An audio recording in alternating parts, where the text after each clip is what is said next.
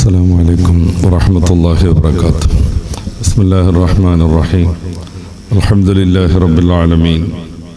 الصلاة والسلام على سيدنا محمد وآله وصحبه أجمعين.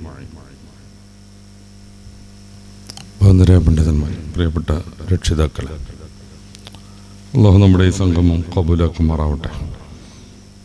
അള്ളാഹുവിൻ്റെ മാർഗത്തിൽ ദീർഘകാലം ജീവിക്കാനും അവനിഷ്ടപ്പെടുന്നത് മാത്രം പ്രവർത്തിക്കാനും അങ്ങനെ ആത്മസംതൃപ്തിയോടുകൂടെ മരണപ്പെട്ട് സല്ലല്ലാഹു അലൈഹി വസല്ലമ തങ്ങളോടൊപ്പം പൂർവികരാവുന്ന മഹാന്മാരോടൊപ്പം സ്വർഗത്തിൽ ഒരുമിച്ച് കൂടാൻ അള്ളാഹു നമുക്ക് തൗഫീഖ് നൽകുമാറാവട്ടെ. ആമീൻ. ആത്മീയ രംഗം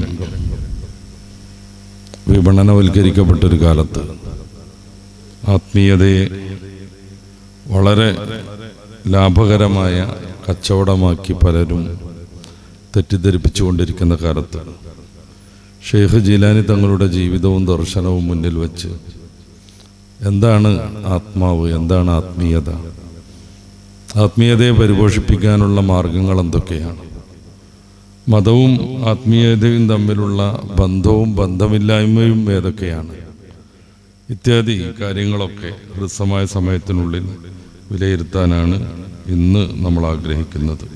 അല്ലാഹു സാലിഹായ അമലായത് നമ്മിൽ നിന്ന് കബൂലാക്കുമാറാവട്ടെ. ഷെയ്ഖ് ജീലാനി തങ്ങളെ കുറിച്ച് വിസ്തരിച്ച് ചർച്ച ചെയ്യേണ്ടതില്ലെന്നാണ് എനിക്ക് തോന്നുന്നത്. നമ്മൾ കേരളക്കാർ പ്രത്യേകിച്ചും അനുഗ്രഹീതരാണ്. ആദ്യകാലം മുതൽ തന്നെ വൈജ്ഞാനികമായ ഉണർവും ആവേശവും നേടിയെടുക്കാൻ നമുക്ക് സാധിച്ചിട്ടുണ്ട്. നമ്മുടെ പൂർവികരാകുന്ന പണ്ഡിതന്മാർ അതിനുവേണ്ടി കഠിനമായി അധ്വാനിച്ചിട്ടുമുണ്ട്. മുമ്പൊരു പ്രഭാഷണത്തിൽ സൂചിപ്പിച്ചതുപോലെ ഷെയ്ഖ് സൈനുദ്ദീൻ മഖ്ദൂം തങ്ങളോടൊക്കെ ഒക്കുന്ന അല്ലെങ്കിൽ അവിടത്തേക്കാളും മേലെ നിൽക്കുന്ന വിജ്ഞാനം കൊണ്ട് അനുഗ്രഹീതരായ പല പണ്ഡിതന്മാരും ഉത്തരേന്ത്യയിൽ കഴിഞ്ഞു പോയിട്ടുണ്ട്. ആല ഹസ്രത്ത് റഹ്മത്തുള്ളാഹിയെ പോലുള്ളവർ 500ഓളം ഗ്രന്ഥങ്ങൾ രചിച്ചിട്ടുണ്ട്. എല്ലാ വിജ്ഞാനത്തിൻ്റെ മേഖലയിലും ശക്തമായ സ്വാധീനവും വ്യുൽപ്പത്തിയും നേടിയിട്ടുണ്ട്. വേറെയും കുറേ ആളുകൾ, മുഹദ്ദിസീങ്ങൾ, അഖീദയുടെ പണ്ഡിതന്മാർ, നമ്മുടെ വിദ്യാർത്ഥികളൊക്കെ പഠിക്കുന്ന മന്തിഖ്, ലോജിക്ക്, അതിൻ്റെയൊക്കെ ഗ്രന്ഥങ്ങൾ രചിച്ചവർ. ഇന്ന് പക്ഷേ ഉത്തരേന്ത്യയുടെ ദീനീപരമായ അവസ്ഥ നമുക്കറിയാം. പലയിടങ്ങളിലും ഇസ്ലാം കേട്ടുകേൾവിയാണ്. അവർക്ക് ഇസ്ലാം പഠിപ്പിക്കാനും പ്രാഥമികമായ വിദ്യാഭ്യാസം നൽകാനും നമ്മുടെ സഖാഫി പണ്ഡിതന്മാരും നൂറാനി പണ്ഡിതന്മാരും മറ്റു പലരും നമ്മുടെ പ്രസ്ഥാനത്തിന് കീഴിൽ സജീവമായി ഉത്തരേന്ത്യയിൽ കഠിനാധ്വാനം ചെയ്തുകൊണ്ടിരിക്കുകയാണ്. ചെറിയ വിദ്യാഭ്യാസ സ്ഥാപനങ്ങളൊക്കെ തുടങ്ങുമ്പോൾ അതിലേക്ക് വൃദ്ധർ പോലും അക്ഷരം പഠിക്കാൻ എത്തിക്കൊണ്ടിരിക്കുകയാണ്. സ്വന്തം പിതാവിൻ്റെ മയ്യത്ത് എങ്ങനെ സംസ്കരണമെന്നറിയാതെ വിറക് ശേഖരിച്ച് അതിൽ ചിതയ്ക്ക് വെച്ച് പിതാവിൻ്റെ ശരീരം ദഹിപ്പിച്ച് കളയുന്നവർ പോലും മുസ്ലിം പേരിൽ ഉത്തരേന്ത്യയിൽ കാണും. എന്തുകൊണ്ടാണ് ഈ ഒരു അവസ്ഥയിലേക്ക്, ഈ ഒരു അന്ധകാരത്തിലേക്ക് ഉത്തരേന്ത്യ നീങ്ങിയത്? വലിയ പണ്ഡിതന്മാരുടെ സേവനത്തിനും അവരുടെ വിജ്ഞാന പ്രചാരണത്തിനും പിന്തുടർച്ച ഉണ്ടായില്ല എന്നുള്ളതാണ്. നേരെ പറഞ്ഞ സംസ്ഥ രൂപീകരിക്കപ്പെട്ടില്ല എന്ന്, SYS-ഉം അതുപോലെയുള്ള സംഘടനകളും ഉണ്ടായില്ല എന്ന്. ഞാനൊരു പ്രാസ്ഥാനികമായി സംസാരിക്കാമല്ലോ, അതാണ് വസ്തുത. അതുകൊണ്ടാണ് ഇന്ന് കേരളത്തിൽ ഇൽമും ദീനും ഇത്രമേൽ പുഷ്കലമായി നിലനിൽക്കുന്നതും മറ്റിടങ്ങളിൽ ആദ്യകാലത്ത് വലിയ ഔന്നത്യം പ്രാപിച്ച ഈ ഒരു രംഗം പല ഘട്ടങ്ങളിലായിട്ട് ഇല്ലാതെയായി പോയി ഒരു നേർത്ത തിരിപോലെയായി മാറുന്നത്. അതുകൊണ്ട് നമ്മൾ ഭാഗ്യവാന്മാരാണ്. വൈദ്യ ഷേഖ് തങ്ങളെക്കുറിച്ച് നമ്മൾ ധാരാളം പഠിച്ചിട്ടുണ്ട്, കേട്ടിട്ടുണ്ട്. അവിടുത്തെ ചരിത്രം നമുക്കറിയാം. ചെറുതു മുതൽ അദ്ദേഹം ഏതൊക്കെ രീതിയിലുള്ള ജീവിതമാണ് നയിച്ചത് നമുക്കറിയാം. മലയാളത്തിന് തുഞ്ചത്തെഴുത്തച്ഛൻ അക്ഷരം രൂപീകരിക്കുന്നതിൻ്റെ മുമ്പ്, ലിപി രൂപീകരിക്കുന്നതിൻ്റെ മുമ്പ് കേരളത്തിലെ എല്ലാ മുസ്ലിമീങ്ങളും എന്ന് പറയാം സാക്ഷരരായിരുന്നു. അവർ അറബി മലയാളം പഠിച്ചിരുന്നു. അവർ മുഹീദ്ദീൻ മാല പഠിച്ചുകൊണ്ടിരുന്നു. തുഞ്ചത്തെഴുത്തച്ഛൻ മലയാളത്തിന് ലിപി എന്നത് കണ്ടുപിടിക്കുന്നതിൻ്റെ 5 വർഷം മുന്നെയെങ്കിലും മുഹീദ്ദീൻ മാല കേരളത്തിൽ വ്യാപകമായിട്ടുണ്ട്. എത്രമേൽ സാക്ഷരരായിരുന്നു അന്നാ സമൂഹം. അറബി മലയാളം എന്ന പ്രത്യേകമായ ലിപി രൂപീകരിച്ച് മലയാള ഭാഷയിൽ അവർ ആയിരക്കണക്കിന് പുസ്തകങ്ങളുണ്ടാക്കി. അത്ഭുതം തോന്നുന്ന പല പുസ്തകങ്ങളും, ഔഷധച്ചെടികളെക്കുറിച്ച് പറയുന്ന ചില അറബി മലയാളം പുസ്തകങ്ങൾ, ആ ഔഷധച്ചെടിയുടെ വിവിധ ഭാഷയിലുള്ള പേരും, അതിൽ സംസ്കൃതം മുതൽ ജർമ്മൻ വരെ കടന്നു വരുന്നു പലയിടങ്ങളിൽ. പിന്നെ അതിൻ്റെ ഉപയോഗവും അതിൻ്റെ രീതിയും ഒക്കെ വിശദീകരിക്കുന്ന ബൃഹത്തായ ഗ്രന്ഥങ്ങൾ, നോവലുകളും കവിതകളും കഥകളും. വിജ്ഞാനത്തിൻ്റെ ഗ്രന്ഥങ്ങളുടെ കണക്കില്ല, ഫിഖ്ഹും ഹദീസും ഖുർആനുമായിട്ടുള്ളത്. അതിൻ്റെ പിന്തുടർച്ചയാണ് ഇന്നും നമ്മൾ കണ്ടുവരുന്ന ഈ ഒരു വൈജ്ഞാനികമായ ഉത്ഥാനം. ആരായിരുന്നു? മുഹൈദ്ദീൻ മാല രചിച്ച ഖാദി മുഹമ്മദ്. അദ്ദേഹം അന്നത്തെ ഏറ്റവും വലിയ പണ്ഡിതനായിരുന്നു. ഇത് നമ്മളത് അവകാശപ്പെടുന്നത് മാത്രമല്ല, അദ്ദേഹത്തെക്കുറിച്ച് പിന്നീട് ചില ഗ്രന്ഥങ്ങളുടെ ആമുഖത്തിലൊക്കെ പഠനം നടത്തിയ ജമാഅത്തെ ഇസ്ലാമിയെ പോലെയുള്ളവരുടെയൊക്കെ നേതാക്കൾ പോലും അത് അങ്ങനെ തന്നെ എഴുതി വെച്ചിട്ടുണ്ട്. ഞാൻ സൂചിപ്പിക്കാൻ ശ്രമിക്കുന്നത് സാമൂതിരിക്ക് വേണ്ടി ഒരു സമരാഹ്വാനം എന്ന് പറയുന്ന പുതിയ IPH ഇറക്കിയ പുസ്തകത്തെക്കുറിച്ചാണ്. സാമൂതിരിക്ക് വേണ്ടി യുദ്ധം ചെയ്യണമെന്ന് പറയാൻ ബഹുമാന്യരാകുന്ന ഖാദി മുഹമ്മദ് രചിച്ച ചെറിയൊരു ഖുതുബ. സാമൂതിരിക്ക് വേണ്ടി നിങ്ങൾ യുദ്ധം ചെയ്യണം, അതാണ് അതിൻ്റെ പ്രമേയം. ഇത് പാങ്ങൽ അഹമ്മദ് കുട്ടി മുസ്ലിയാരുടെ ഗ്രന്ഥശേഖരത്തിൽ നിന്ന് കണ്ടെത്തി അതിൻ്റെ പരിഭാഷയും പഠനമൊക്കെ ആയിട്ട് സാമൂതിരിക്ക് വേണ്ടി ഒരു സമരാഹ്വാനം എന്ന പേരിൽ ജമാഅത്ത് ഇസ്ലാമിയുടെ ഔദ്യോഗിക പ്രസിദ്ധീകരണാലയം IPH പുറത്തിറക്കിയപ്പോൾ ഖാദി മുഹമ്മദ് റഹ്മഹുല്ലയെ കുറിച്ച് പറയുന്നത് 500ഓളം ഗ്രന്ഥങ്ങൾ ഉണ്ടാക്കിയിട്ടുണ്ടെന്ന്. അന്നത്തെ ഏറ്റവും വലിയ ഹദീസ് പണ്ഡിതനായിരുന്നു എന്നാണ്. എല്ലാവരും ആശ്രയിക്കുന്ന, അംഗീകരിക്കുന്ന, ആദരിക്കുന്ന മുഫ്തി ആയിരുന്നു എന്നാണ്. കേവലം ഒരു കവിയല്ലായിരുന്നു എന്ന്. അന്നത്തെ ഏറ്റവും നല്ല പണ്ഡിതനായിരുന്നു എന്ന്. 500ഓളം ഗ്രന്ഥങ്ങളും ഏറ്റവും നല്ല ഹദീസ് പാണ്ഡിത്യവും എല്ലാവരും അംഗീകരിക്കും വിധമുള്ള ഫത്വ കൊടുക്കാനുള്ള വൈഭവവും ഒക്കെ ഉള്ള ആഴത്തിൽ വിജ്ഞാനമുള്ള ആ പണ്ഡിതനാണ് മുഹൈദ്ദീൻ മാല നമുക്ക് നിർമ്മിച്ചു തരുന്നത്. അദ്ദേഹം നടത്തിയ സാമൂതിരിക്ക് വേണ്ടി യുദ്ധം ചെയ്യാൻ ആഹ്വാനം ചെയ്യുന്ന ഖുതുബയുടെ കാര്യം തന്നെ എടുക്കുക. ഞാനീ പറഞ്ഞ പരിഭാഷാ പുസ്തകത്തിൽ 2 ഇടങ്ങളിൽ പറയുന്നുണ്ട്, ഇത് ജുമഅക്കുള്ള ഖുതുബയായി അവതരിപ്പിക്കാനുള്ളത് കൊണ്ട് അറബി ഭാഷയിലാണ് എന്ന് 2 ഇടങ്ങളിൽ പറയുന്നുണ്ട്. അറബി ഭാഷയിലാണ്. ഇത് ഏത് കാലം കൂടി ആലോചിക്കുക, നമ്മൾ ഇത് ഏത് കാലം കൂടി ആലോചിക്കുക. സമസ്തക്ക് വന്നിട്ട് അറബി ഭാഷയിൽ ഖുതുബ ഓതുന്നത് ശക്തമായ രീതിയിൽ കേരളത്തിൽ സമർത്ഥിക്കുന്നതും അതിന് വിരുദ്ധമായ പ്രവണതകളെയൊക്കെ വിജ്ഞാനം കൊണ്ട് എതിർത്ത് തോൽപ്പിക്കുന്നത് നമുക്കറിയാം. ഇത് അതിൻ്റെയൊക്കെ വർഷങ്ങൾക്ക് മുമ്പേ ഖാദി മുഹമ്മദ് റഹിമഹുല്ലാ സാമൂതിരിക്ക് വേണ്ടി യുദ്ധാഹ്വാനം ചെയ്യുന്ന ഖുതുബ അറബിയിലാണ് രചിച്ചത്. അതിൻ്റെ പ്രാധാന്യം കൂടി നമ്മൾ മനസ്സിലാക്കണം. പെട്ടെന്ന് ജനങ്ങളിലേക്ക് എത്തിക്കേണ്ട ഒരു മെസ്സേജാണ്. ശത്രുക്കൾ സാമൂതിരിയെ എതിർക്കുന്നത് കൊണ്ട് പിന്നീട് ഈ കേരളത്തിനുണ്ടാകുന്ന ദോഷങ്ങളൊക്കെ മനസ്സിലാക്കിയിട്ട് വളരെ പെട്ടെന്ന് മുസ്ലിങ്ങൾ അതിനെതിരെ പ്രതികരിക്കണം എന്ന് പറയാൻ വേണ്ടി ഖാദി മുഹമ്മദ് ഖുതുബ രചിക്കുന്നത് പെട്ടെന്ന് മനസ്സിലായിക്കോട്ടെ എന്ന് കരുതിയിട്ട് അറബി ഭാഷയിലല്ല, മലയാളം ഭാഷയിലല്ല, മറിച്ച് അറബി ഭാഷയിലാണ്. അപ്പോൾ ഖുതുബ എന്ന് പറഞ്ഞിട്ടുണ്ടെങ്കിൽ പ്രഭാഷണമല്ലേ, പ്രസംഗമല്ലേ, അതെല്ലാവർക്കും മനസ്സിലാവണ്ടേ, അതുകൊണ്ട് പ്രാദേശിക ഭാഷയിൽ വേണ്ടേ എന്നൊക്കെയുള്ള യുക്തിവാദം പിന്നീട് വരികയാണ്. ഖാദി മുഹമ്മദ് റഹ്മഹുല്ല ഇത്ര വലിയ പണ്ഡിതനായിട്ടും ഇത്ര വലിയ വിജ്ഞാനത്തിൻ്റെ സാഗരമായി തീർന്നിട്ടും മഹാനുഭാവൻ വളരെ പെട്ടെന്ന് സമൂഹത്തിന് നൽകേണ്ട ഒരു മെസ്സേജ് കൈമാറുന്നത് അറബി ഭാഷയിലാണ്. എന്തുകൊണ്ട്? ജമാഅത്തെ ഇസ്ലാമിക്കാരൻ തന്നെ പുസ്തകത്തിൽ പറയുന്നു, ഇത് വെള്ളിയാഴ്ച ഖുതുബയായിട്ട് അവതരിപ്പിക്കാനുള്ളതാകയാൽ അറബി ഭാഷയിലാണ്. ഇത്ര വലിയ പണ്ഡിതൻ, നമ്മുടെ ഗ്രന്ഥങ്ങളൊന്നും എടുക്കണ്ട, അദ്ദേഹത്തെക്കുറിച്ച് ഇവരൊക്കെ പറഞ്ഞാൽ ഞാൻ ഈ നേരത്തെ പറഞ്ഞ വിശേഷണങ്ങൾ മാത്രം മുന്നിൽ വെച്ച് നോക്കുക.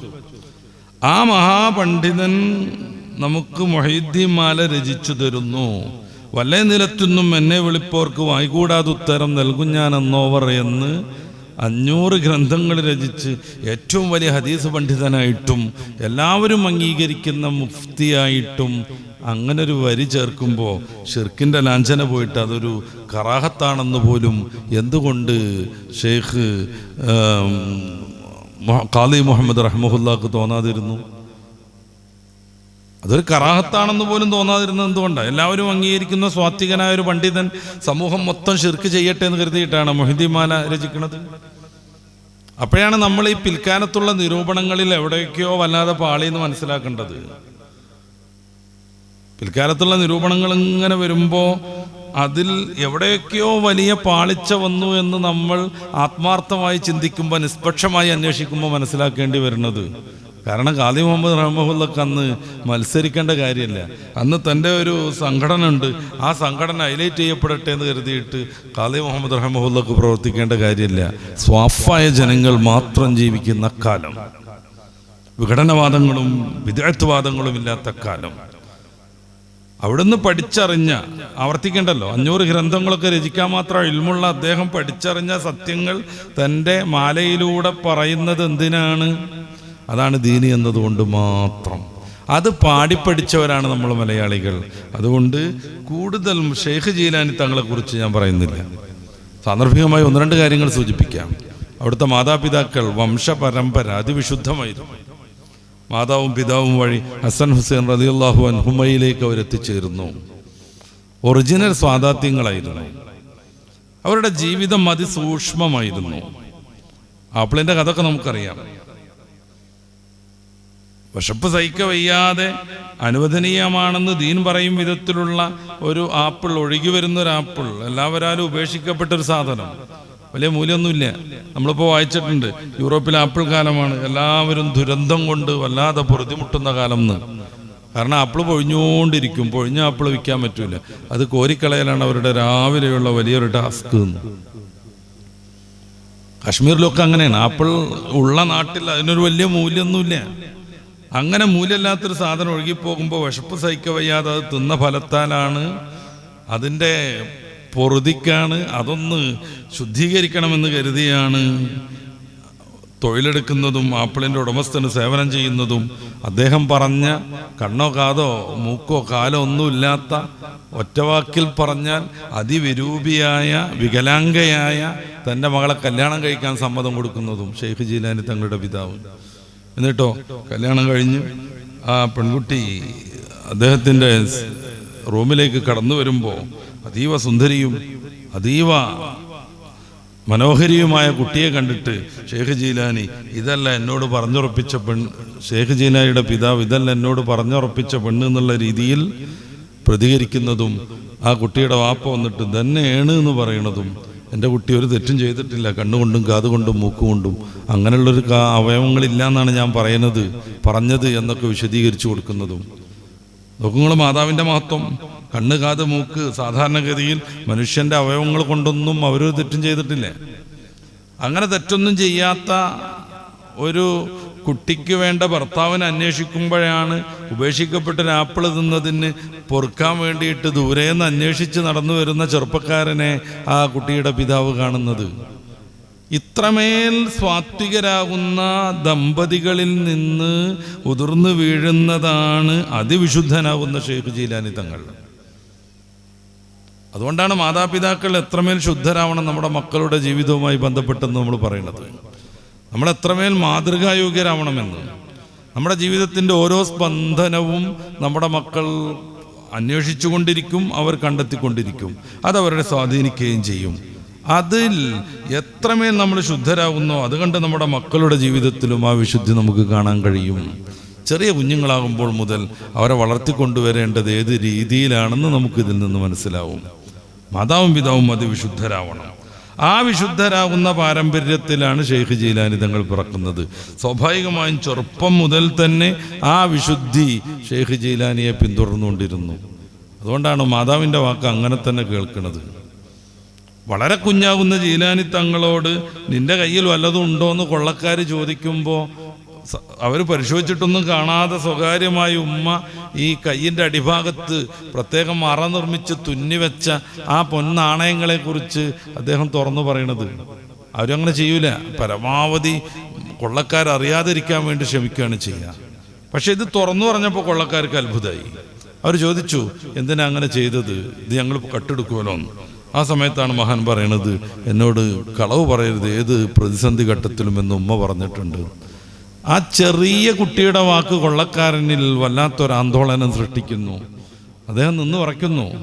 അദ്ദേഹം പരിശുദ്ധമായ ദീനിലേക്ക് സമ്പൂർണ്ണമായി കടന്നു വരുന്നു. അദ്ദേഹത്തിൻ്റെ അനുയായികളെല്ലാവരും യഥാർത്ഥ മുഅ്മിനീങ്ങളാകുന്നു. അവർ കൊള്ള നിർത്തുന്നു. ആ ഒരു നിമിഷം അവർ വിശുദ്ധരാകുന്നു. വളരെ ചെറിയ കുഞ്ഞാകുന്ന ഷെയ്ഖ് ജീലാനി തങ്ങളുടെ ദഅവത്തിൻ്റെ ആരംഭം.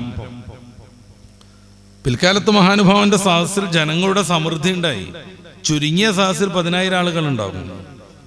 അത് ലക്ഷത്തോളം വരും. ഒരൊറ്റ സദസ്സിന്റെ കഥയാണ് പറയുന്നത്. ഓരോരുത്തർക്കും വേണ്ട വിജ്ഞാനം കിട്ടിക്കൊണ്ടിരിക്കും. ഓരോരുത്തരുടെയും പ്രശ്നം പരിഹരിച്ചുകൊണ്ടിരിക്കും. മഹാനുഭാവനെ പരീക്ഷിക്കാൻ വേണ്ടി അന്നത്തെ 100 പണ്ഡിതന്മാർ വരുന്ന കഥ നമുക്കറിയാം. ഓരോരുത്തരും വ്യത്യസ്തങ്ങളായ വളരെ കുഴഞ്ഞ മസലകൾ മനസ്സിൽ കണ്ടുവന്നു. ഓരോന്നും ചോദിക്കണം.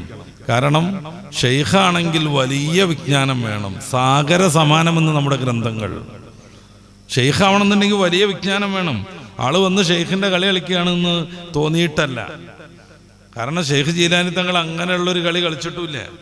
ബഹുമാനപ്പെട്ടവർക്ക് വലിയ കച്ചവട സംഘം ഉണ്ടായിരുന്നു.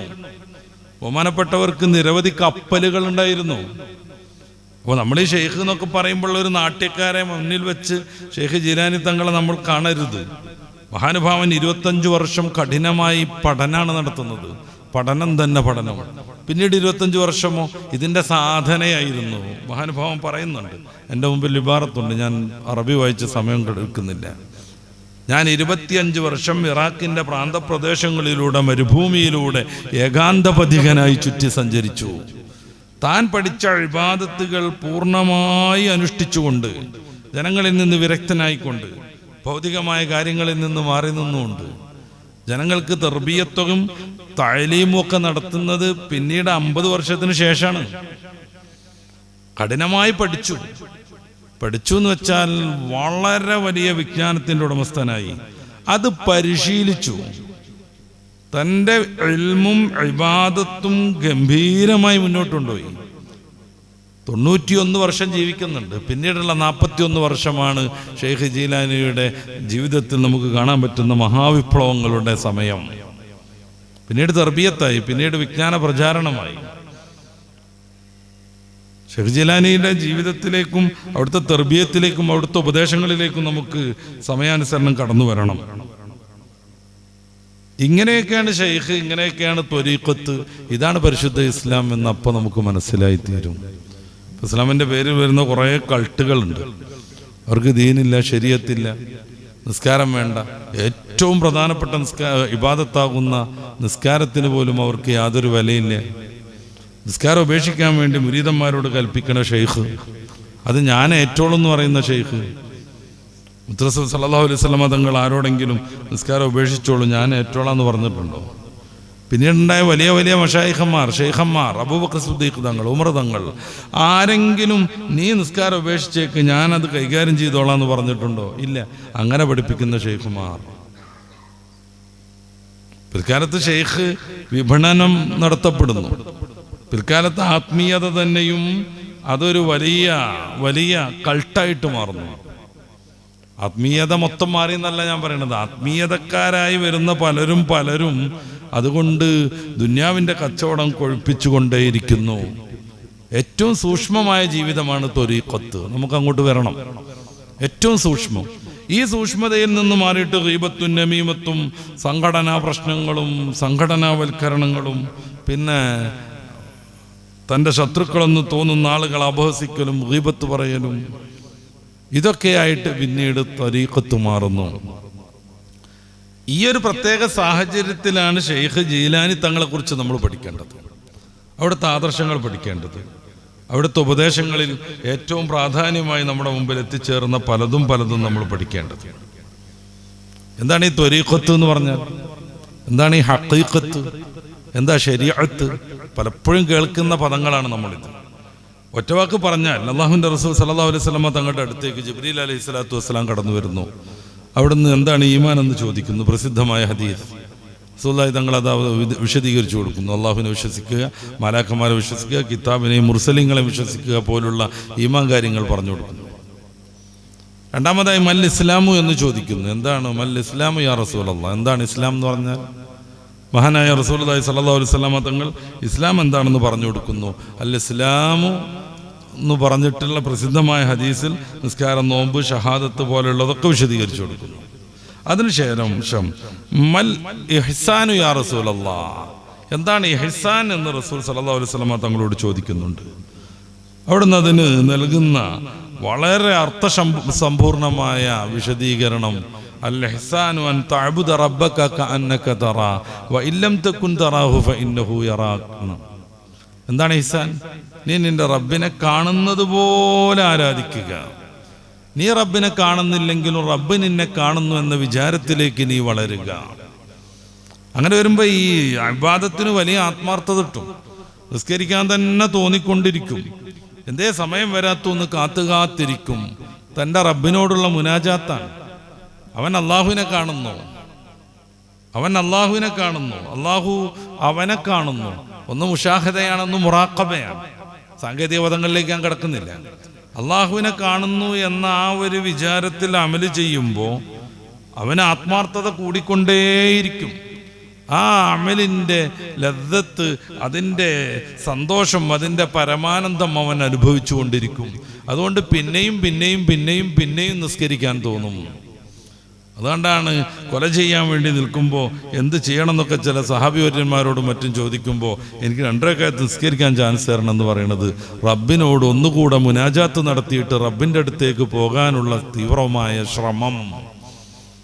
അവർ പറയുന്നുണ്ട്, ഞാൻ 1000 റക്അത്ത് നിസ്കരിക്കുമായിരുന്നു, പക്ഷേ ഞാൻ ഈ കൊല ചെയ്യുന്നുള്ള ഭീഷണി കൊണ്ട് അത് നീട്ടാൻ വേണ്ടി ഇങ്ങനെ നിസ്കരിക്കുകയാണെന്ന് എനിക്ക് തോന്നുമല്ലോ എന്ന് കരുതിയിട്ടാണ് 2 റക്അത്തിൽ പരിമിതപ്പെടുത്തുന്നത് എന്ന് പറയുന്നുണ്ട്. രാത്രി എഴുന്നേൽക്കാൻ അവർക്ക് വലിയ കൊതിയായിരിക്കും. രാത്രിയുടെ അർദ്ധയാമങ്ങളെത്താൻ അവർ കാത്തുകാത്തിരിക്കും. എന്നിട്ട് നിസ്കരിച്ച് പദം വന്ന ഹൃദയവുമായി റബ്ബിലേക്ക് അവർ മടങ്ങും, പ്രാർത്ഥന അർപ്പിച്ചുകൊണ്ടിരിക്കും. റസൂൽ സല്ലല്ലാഹു അലൈഹി വസല്ലം തങ്ങൾ തഹജ്ജുദ് നിസ്കരിച്ച് തൻ്റെ ഹൃദയം റബ്ബിലേക്ക് എത്തിച്ചേർന്ന് അവസാനം പരിശുദ്ധ ഖുർആനിലെ സൂറത്ത് ആൽ ഇംറാന്റെ 190 മുതലുള്ള വചനങ്ങൾ മനോഹരമായി പാരായണം ചെയ്യുന്നത് ഹദീസുകളിലുണ്ട്. ഇന്ന ഫീ ഖൽഖി സമാവാതി വൽ അർളി വഖ്തിലാഫിൽ ലൈലി വൻ നഹാർ ലആയാതിൽ ലിഉലിൽ അൽബാബ്.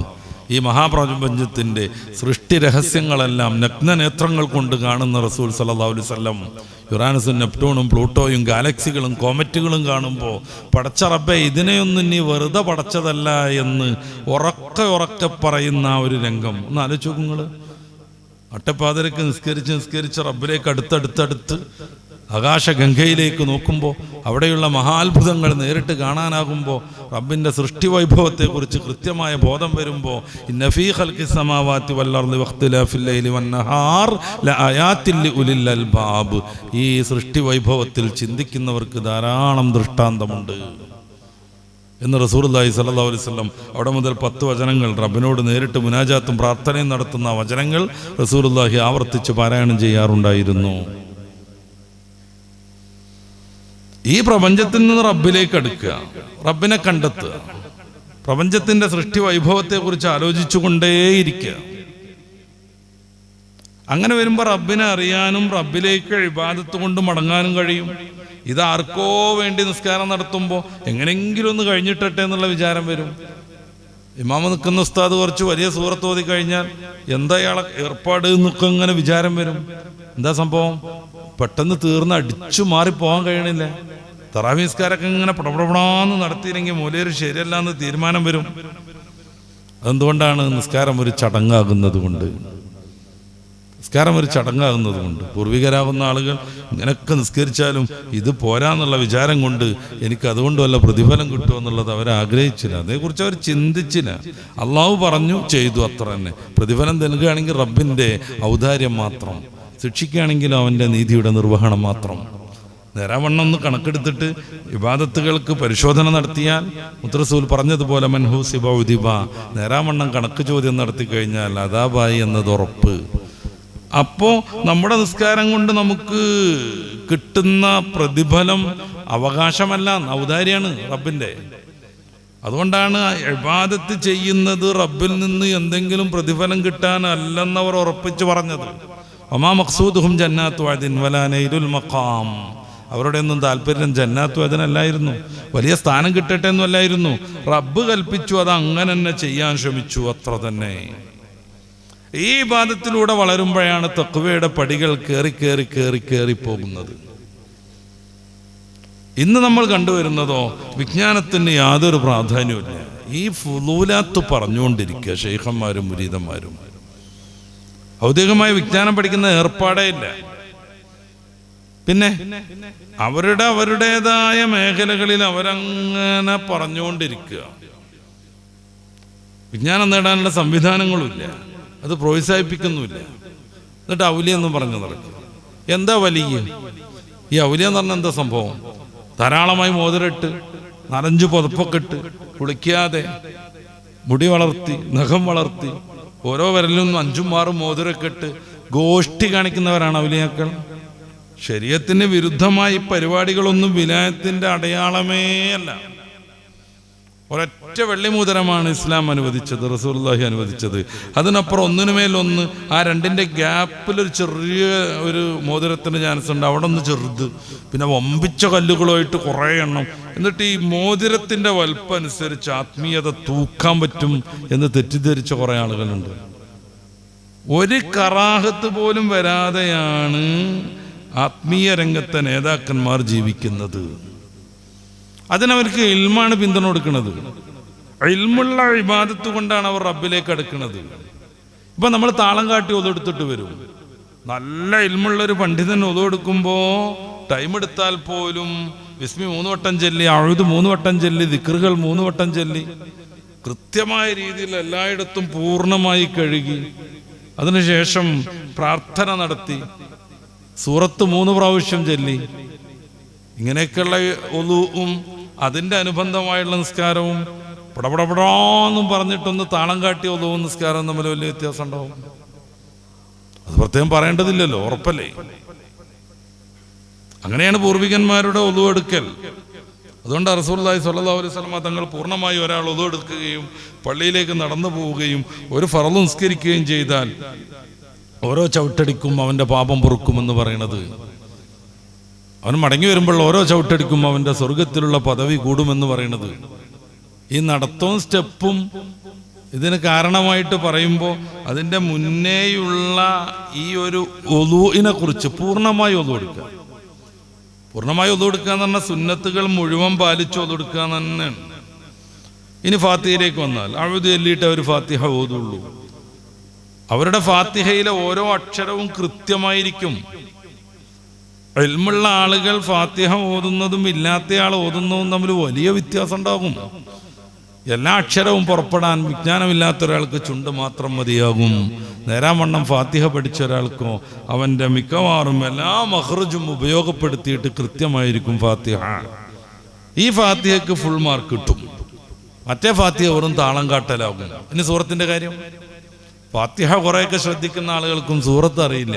കാരണം ഫാത്തിഹ ഒരു നിർബന്ധമല്ല എന്ന് കരുതിയിട്ട് കഠിനമായ തപം ചെയ്ത് പഠിച്ചെടുത്തതാണ്. സൂറത്ത് ഓതും, അതിൽ ധാരാളം തെറ്റുവരും. ഓരോ ഇബാദത്തിന്റെ കാര്യം അങ്ങനെ തന്നെയാണ്. ഓരോ സ്ഥലത്തും ദ്വാർന്നുകൊണ്ടേയിരിക്കും.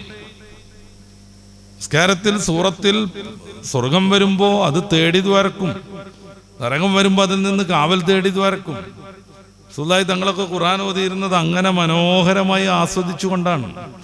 അറിയാലോ, അനസ് റളിയല്ലാഹു അൻഹു റസൂൽ തങ്ങളുടെ പിറകിൽ പോയി തഹജ്ജുദിന് തുടരുന്നതും പിന്നീട് അവിടുന്ന് സഹാബാ കിറാമിനോട് ആ ഒരു തുടർച്ചയുടെ കൗതുകം വിശദീകരിക്കുന്നതും നമ്മൾ കണ്ടിട്ടുണ്ട്. അവിടുന്ന് പറയാണ്, മുത്തറസൂൽ സല്ലല്ലാഹു അലൈഹി വസല്ലം ആ ഫാത്തിഹയ്ക്ക് ശേഷം ഞാൻ പോയി നിന്നത് കുട്ടിയാണ്, ഞാൻ പോയി നിന്നത് ഇടതുവശത്തായിരുന്നു. നിസ്കാരത്തിൽ മെല്ലെ എന്നെ പിടിച്ചിട്ട് വലതുവശത്തേക്ക് മാറ്റി ഷെയ്ഖ് തഅലീം നടത്തുകയാണ്, പഠിപ്പിക്കുകയാണ്. ഫാത്തിഹയ്ക്ക് ശേഷം മുത്തറസൂൽ സല്ലല്ലാഹു അലൈഹി വസല്ലം തങ്ങൾ സൂറത്തുൽ ബഖറ പാരായണം ചെയ്യാൻ ആരംഭിച്ചു. അനസ് റളിയല്ലാഹുവിന്റെ കുഞ്ഞു മനസ്സിൽ തോന്നി, 100 ആയത്തെത്തുമ്പോൾ അതൊരു സ്റ്റോപ്പാണല്ലോ, അവിടെ നിർത്തുന്നു. 100 വിട്ടു പോയപ്പോൾ എന്നാ ഇനി അൽ ബഖറ തീർന്നാ നിർത്തുന്നു വിചാരിച്ചു. പിന്നെ മുത്തറസൂൽ ആലി ഇമ്രാനിലേക്ക് കടന്നു, സൂറത്തുൻ നിസായിലേക്ക് കടന്നു. ഇതെങ്ങനെ ഒത്ത് എന്ന് പറഞ്ഞ മുതലാണോ? അല്ല, ഓരോ റഹ്മത്തും എത്തുമ്പോൾ അവിടുന്ന് പ്രാർത്ഥിച്ചു, അദാബിന്റെ സൂക്തമെത്തുമ്പോൾ അവിടുന്ന് കാവൽ തേടി, ഇങ്ങനെ ലയിച്ച് ഫാത്തിഹ സൂറത്ത് മുതൽ അത് ഖുർആനിൽ ഇങ്ങനെ ലയിച്ച് ഒത്തങ്ങനെ മുന്നോട്ട് പോവാണ്. നബിയെക്കുറിച്ചൊരു വേണ്ടാത്ത വിചാരം വന്നു എൻ്റെ മനസ്സിൽ നിന്ന്. കുഞ്ഞ് അനസ് റളിയല്ലാഹു അൻഹു വിശദീകരിക്കുകയാണ്.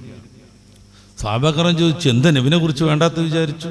അല്ല, ഞാന് സ്വന്തം നിസ്കരിച്ച് റസൂലിന്റെ ജമാഅത്തിൽ നിന്ന് പിരിഞ്ഞു പോന്നാലോ എന്ന് ഞാൻ വിചാരിച്ചു. എത്ര ആവും നോക്കുക ഈ സൂറത്തൊക്കെ ഓതുമ്പോഴേക്ക്. സുമ്മറക്കാൻ നഹ്വം മിൻ ഖിയാമിഹി എന്ന് പറയുന്നുണ്ട് ഹദീസിന്റെ ബാക്കിയിൽ.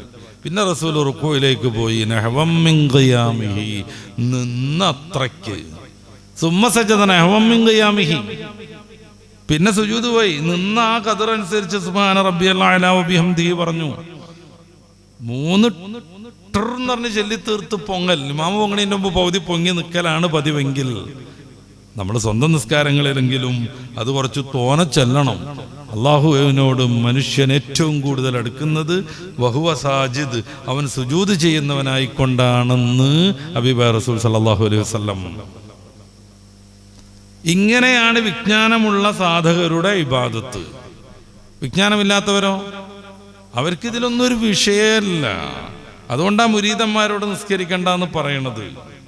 അതുകൊണ്ടാണ് ഇബാദത്തും മറ്റാരാധനകളൊന്നും വേണ്ട എന്ന് പറഞ്ഞുകൊണ്ടിരിക്കുന്നത്.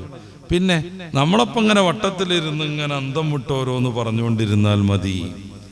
ഈ അൽ-ഇഹ്സാൻ എന്ന് റസൂലുള്ളാഹി സ്വല്ലല്ലാഹു അലൈഹി വസല്ലം തങ്ങളോട് ജിബ്രീൽ ചോദിച്ച് മുത്ത് റസൂൽ മറുപടി പറയുന്ന ഈ ഒരു ഭാഗം വളരെ ചെറിയ മറുപടിയാണെങ്കിലും അതാണ് തസവുഫിന്റെ അടിസ്ഥാനം.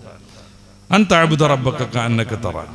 അപ്പോൾ വലിയ തസവുഫിലൂടെ മൂത്ത് പോയി അള്ളാഹുവിൻ്റെ വിജ്ഞാനം നേടി അതനുസരിച്ച് ഇബാദത്ത് ചെയ്ത് ഉന്നതനാകുന്ന ആളാണ് വലിയ. തഫ്താസാനി ഇമാം എന്താ വലിയന്റെ ഡെഫിനിഷൻ പറയുന്നത്? അൽ വലിയു അൽ ആരിഫു ബില്ലാഹി വസിഫാത്തിഹി, അള്ളാഹുവിനെയും അവൻ്റെ സിഫാത്തിനെയും കൃത്യമായി പഠിച്ചറിഞ്ഞയാളാണ് വലിയ. ബിഹസ്ബി മാ യുംകിൻ, സാധ്യമാകുന്നത്രേ. അള്ളാഹുവിനെ സമ്പൂർണ്ണമായി ഉൾക്കൊള്ളാൻ സൃഷ്ടിക്ക് കഴിയില്ല. ഹദീസിലും ഖുർആനിൽ നിന്നും വന്ന അള്ളാഹുവിൻ്റെ വിശേഷണങ്ങളും അള്ളാഹുവിൻ്റെ ദാത്തിനെ കുറിച്ചുള്ള പ്രയോഗങ്ങളും സാധ്യമാകുന്നത്ര പഠിച്ചു ഉന്നതനാവണം. മദ്രസ പോയിട്ടില്ലേ, 1ാം ക്ലാസ് 2ാം ക്ലാസ് മാത്രമാണ് പരിചയം. പിന്നീട് കുറെ എന്തൊക്കെയോ ജോലി ചെയ്ത് നടന്നു, ആനപ്പാപ്പാനായി, ബോംബെയിൽ പോയി കച്ചവടം നടത്തി. ഒന്നും ക്ലിക്കാകാതെ വന്നപ്പോൾ തോളിലൊരു ഷാൾ ഇട്ട് ഷെയ്ഖായി വന്നു. ഇതല്ല ഷെയ്ഖ്. അൽ ആരിഫു ബില്ലാഹി വസിഫാത്തിഹി ബിഹസ്ബി മാ യുംകിൻ, സാധ്യമാകുന്നത്ര. പിന്നെയോ അൽ മുവാദിബു അല താഅത്തി, ഇബാദത്തുകളിൽ പതിവായി നിലകൊള്ളുന്നവനാവണം, സുന്നത്തുകൾ വർദ്ധിപ്പിക്കുന്നവനാവണം, പൂർണ്ണമായ രീതിയിൽ നിസ്കാരങ്ങൾ നിർവഹിക്കും. ളുഹ എത്രയാണ്? 2 റക്അത്തിൽ അഡ്ജസ്റ്റ് ചെയ്യൂല, മുഴുവൻ നിസ്കരിക്കും. വിത്ർ 11 നിസ്കരിക്കാൻ അവസാനത്തെ 10 27ാം രാവിന് ഉസ്താദ് പറയാൻ കാത്തിരിക്കൂല. ഇടക്കിടക്ക് എങ്കിലും അവന്റെ നിസ്കാരത്തിൽ വിത്ർ 11ആയി മാറും. പിന്നെയോ അൽ മുജ്തനിബു അനിൽ മആസി, വളരെ പ്രധാനപ്പെട്ട ഒരു സംഗതി. അത് തെറ്റുകുറ്റങ്ങളിൽ നിന്ന് മാറി നിൽക്കണം. ഏറ്റവും കഠോരമായൊരു തെറ്റാണ് ഗീബത്ത്. ഷെയ്ഖ് മുരീദന്മാരെ കൂട്ടിയിരുത്തി ഗീബത്ത് പറഞ്ഞുകൊണ്ടിരിക്കുക, വലിയ പണ്ഡിതന്മാരുടേതടക്കം. അൽ മുജ്തനിബു അനിൽ മആസി, തെറ്റുകുറ്റങ്ങളിൽ നിന്ന് സമ്പൂർണമായി മാറി നിൽക്കലാണ് ഔലിയയുടെ മറ്റൊരു ലക്ഷണം. അപ്പൊ തന്നെ വിഷമിപ്പിച്ചാൽ പോലും അവരത് മെയിൻറ്റ് ചെയ്യൂല. കാരണം അവർ സാലിക്കാണ്, റബ്ബിന്റെ മാർഗത്തിലേക്ക് പ്രവേശിച്ചവരാണ്. ഏറ്റവും പ്രധാനപ്പെട്ട തെറ്റുകുറ്റങ്ങളിലാണ് ഗീബത്ത് എണ്ണുന്നത് പരിശുദ്ധ ഇസ്ലാം. സൂറത്തുൽ അൽ ഹുജറാത്തിന്റെ 12ാമത്തെ വചനത്തിൽ നിങ്ങൾ നിങ്ങളുടെ സഹോദരന്റെ മാംസം തിന്നാൻ ആഗ്രഹിക്കുമോ എന്ന കുറിച്ച് ഞാൻ ചോദിക്കുന്നത്.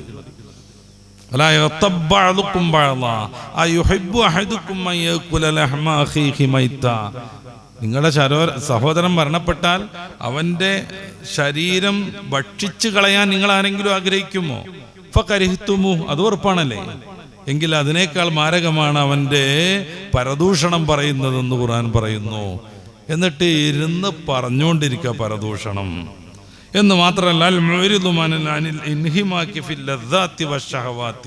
മോഹങ്ങളും താല്പര്യങ്ങളും വിചാരങ്ങളും പുറത്തുകൂടെ അങ്ങനെ നടക്കുമ്പോൾ കാണുന്ന വിവിധങ്ങളായ ആകർഷണീയമായ സംഗതികളും അതിൽ നിന്ന് റിട്ടേൺ അടിക്കുന്നവനാണ് വലിയ. അൽ മുഅരിദ്, അതിനെ ഉപേക്ഷിച്ച് പിന്തിരിഞ്ഞു പോരുന്നവനാണ് വലിയ. അപ്പൊ വിധങ്ങളായ അലങ്കാരങ്ങൾ ഉണ്ടാവും. നമ്മുടെ ശരീരത്തെയും മനസ്സിനെയും സ്വാധീനിക്കുന്ന വ്യത്യസ്തങ്ങളായ വിഭവങ്ങൾ ഭൗതിക ലോകത്ത് ധാരാളം ഉണ്ടാകും. ഇതിൽ നിന്ന് മാറി നിൽക്കുന്നവനാകുന്നു വലിയ. അങ്ങനെ വരുമ്പോൾ ഈ ത്വരീഖത്ത് എന്നൊക്കെ പറഞ്ഞാൽ എന്താണ്, ശരീഅത്ത് എന്ന് പറഞ്ഞാൽ എന്താണ്? ഞാൻ വലിയ ദാർശനികമായ ചർച്ചയിലേക്ക് പോകില്ല. നമ്മൾ സാധാരണക്കാർക്ക് മനസ്സിലാവുന്ന രീതിയിൽ പറയാം.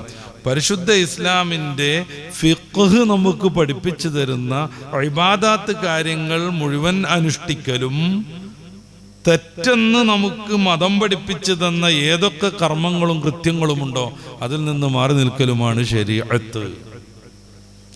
ഈ ശരീഅത്തിൽ സമ്പൂർണമായ സൂക്ഷ്മതയിലേക്ക് കൊണ്ടുപോകലാണ് ത്വരീഖത്ത്. ഇപ്പൊ നിസ്കാരം നമുക്ക് ഫർളും ഷർത്തും അനുഷ്ഠിച്ചിട്ടുണ്ടെങ്കിൽ നിസ്കാരം ശരിയോ? നിസ്കാരത്തിൽ ഒരു പ്രാവശ്യം പോലും അള്ളാഹുവിനെ ഓർക്കണമെന്ന് ഷർത്തില്ല.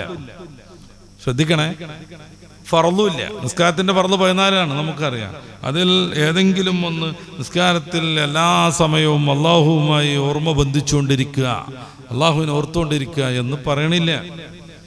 ഷർത്തിന്റെ കാര്യത്തിൽ ഒളു പോലെയുള്ള സംഭവങ്ങൾ നമുക്കറിയാം. അതിലൊന്നും ആ ഷർത്ത് പറയുന്ന ഒരു സ്ഥലത്ത് പോലും നിസ്കാരത്തിൽ അള്ളാഹുവിനെ ഓർത്തുകൊണ്ട് നിർവഹിക്കുക എന്ന് പറയണില്ല. ഇതാണ് ഷർത്ത് ഫർദ് എന്നൊക്കെ പറഞ്ഞാൽ.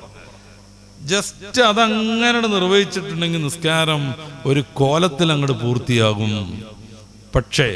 പക്ഷേ ഏറ്റവും അഹ്വത്ത് സൂക്ഷ്മമായ നിസ്കാരം ഇതല്ല. ഒരു നിമിഷം പോലും ചിന്ത മാറാതെ അവൻ നിർവഹിക്കും. ശരീഅത്ത് എന്ന് പറഞ്ഞാൽ നിസ്കാരം നിർവഹിക്കൽ. തരീഖത്ത് എന്ന് പറഞ്ഞാൽ വളരെ സൂക്ഷ്മതയോടുകൂടെ അത് നിർവഹിക്കൽ. സുന്നത്തുകൾ മുഴുവൻ പാലിച്ച് എല്ലാ അർത്ഥത്തിലുള്ള ഷർത്തുകളും ഫർളുകളും പൂർണ്ണമായ രീതിയിൽ നിർവഹിച്ച്. ഇപ്പോ ഫാത്തിഹ ഓതുമ്പോൾ ബിസ്മി ചൊല്ലിയാൽ മതി, അഴുതുവിൻ്റെ ആവശ്യമൊന്നുമില്ല. പക്ഷെ അഴുത് ചൊല്ലിയിട്ടേ അവർ നിസ്കാരം നിർവഹിക്കുള്ളൂ. നിസ്കാരത്തിൽ നേരെ കയറിയിട്ട് ബിസ്മില്ലാഹിർ റഹ്മാനിർ റഹീം അൽഹംദുലില്ലാഹ് എന്നും പറഞ്ഞ് ഫാത്തിഹ തുടങ്ങിയാൽ മതി, നിസ്കാരം ശരിയാവും. പക്ഷെ വജ്ജഹത്തു വജ്ഹിയ ലില്ലദീ ചൊല്ലിയിട്ടേ അവർ നിസ്കാരം നിർവഹിക്കുള്ളൂ. അതും കേവലം ചെല്ലലല്ല. ഇന്ന സ്വലാത്തി വനുസുക്കി വമഹ്യായ വമമാത്തി ലില്ലാഹി റബ്ബിൽ ആലമീൻ. എൻ്റെ നിസ്കാരം, എൻ്റെ ആരാധനകൾ, മറ്റെല്ലാ പ്രവൃത്തിയും, എൻ്റെ ജീവിതം, എൻ്റെ മരണം, എൻ്റെ ഓരോ ചലന നിശ്ചലനങ്ങൾ എല്ലാം റബ്ബിന് സമർപ്പിതം. ഇതൊരു പ്രതിജ്ഞയാണ്. ഇതെടുത്തിട്ടാണ് നിസ്കാരത്തിൽ ഫാത്തിഹയിലേക്ക് കടക്കേണ്ടത്. മനസ്സ് തരളിതമാകും, റബ്ബിലേക്ക് പാറിക്കൊണ്ടിരിക്കും. ആരിഫീങ്ങളുടെ ഹൃദയം അതാണ്. ഇമാം നബവി തങ്ങൾ റിയാദുസ് സ്വാലിഹീന്റെ ആമുഖത്തിൽ പറയുന്നുണ്ട്, ഖുലൂബുൽ ആരിഫീന ലഹാ ഉയൂനു. ആരിഫീങ്ങളുടെ ഹൃദയത്തിൽ, ഞാൻ പറഞ്ഞല്ലോ അല്ല ആരിഫു ബില്ലാ, അള്ളാഹുവിനെ വേണ്ട വിധം അറിയുന്നയാൾ വലിയ, അവരുടെ ഹൃദയത്തിന് പ്രത്യേകമായ ചില അകക്കണ്ണുകളുണ്ട്. യറാ മാ ലാ യറാഹു നാദിറൂൻ. സാധാരണഗതിയിൽ കാണുന്ന കണ്ണല്ല അത്. സാധാരണ നമ്മളൊക്കെ കാണുന്ന കണ്ണല്ല അത്. അതുകൊണ്ട് കാണാത്ത പലതും ഇവർ കാണും. അതുകൊണ്ടാണ് ഷെയ്ഖ് ജീലാനി തങ്ങളെ പരീക്ഷിക്കാൻ വന്ന 100 പണ്ഡിതന്മാരോട് ഷെയ്ഖ് ജീലാനി തങ്ങൾ കസാരയിൽ നിന്നൊന്നുങ്ങളുടെ കുനിയുമ്പോഴേക്ക് ഒരു പ്രത്യേകമായ ചൈതന്യം, പ്രകാശം പുറപ്പെടുന്നതും അവരുടെ ഓരോരുത്തരുടെയും ഹൃദയത്തിൽ അത് സ്പർശിക്കുന്നതും അതോടുകൂടെ അവർ സമ്പൂർണമായി ബ്ലാങ്കായി മാറുന്നതും.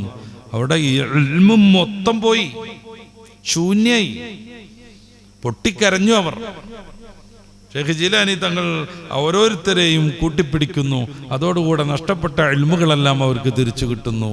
എന്നിട്ട് ശാന്തനായി, അക്ഷോഭ്യനായി ഓരോരുത്തരോട്, നിങ്ങൾ പഠിച്ചു എന്ന് എന്നോട് ചോദിക്കാൻ കരുതിയത് ഈ കുസൃതി ചോദ്യമായിരുന്നു, അതിൻ്റെ ഉത്തരം ഇതാണ്. നിങ്ങൾ ചോദിക്കാൻ വന്നത് ഇന്ന ചോദ്യമാണ്, അതിൻ്റെ ഉത്തരം ഇതാണ്. ഓരോരുത്തരും ഇങ്ങോട്ട് ആവശ്യപ്പെടാതെ അവര് കരുതി വന്ന ചോദ്യം അങ്ങോട്ട് പറഞ്ഞിട്ട് ഉത്തരം പറഞ്ഞു കൊടുക്കുന്നു. ഖുലൂബുൽ ആരിഫീന ലഹാ ഉയൂനു. ആരിഫീങ്ങളുടെ ഹൃദയത്തിന് ചില അകക്കണ്ണുകളുണ്ട്. യറാ മാ ലാ യറാഹു നാദിറൂന. സാധാരണ കാഴ്ചക്കാർ കാണാത്തത് അവർ അതുകൊണ്ട് കാണും. നമുക്ക് കാണണമെങ്കിൽ ഒരു ചിത്രത്തിൽ പോയി ഹൃദയത്തിൽ നിന്ന് കണ്ണിൽ നിന്ന് വരുന്ന രശ്മികൾ തട്ടണം, അതിൻ്റെ പ്രതിഫലനം വരണം.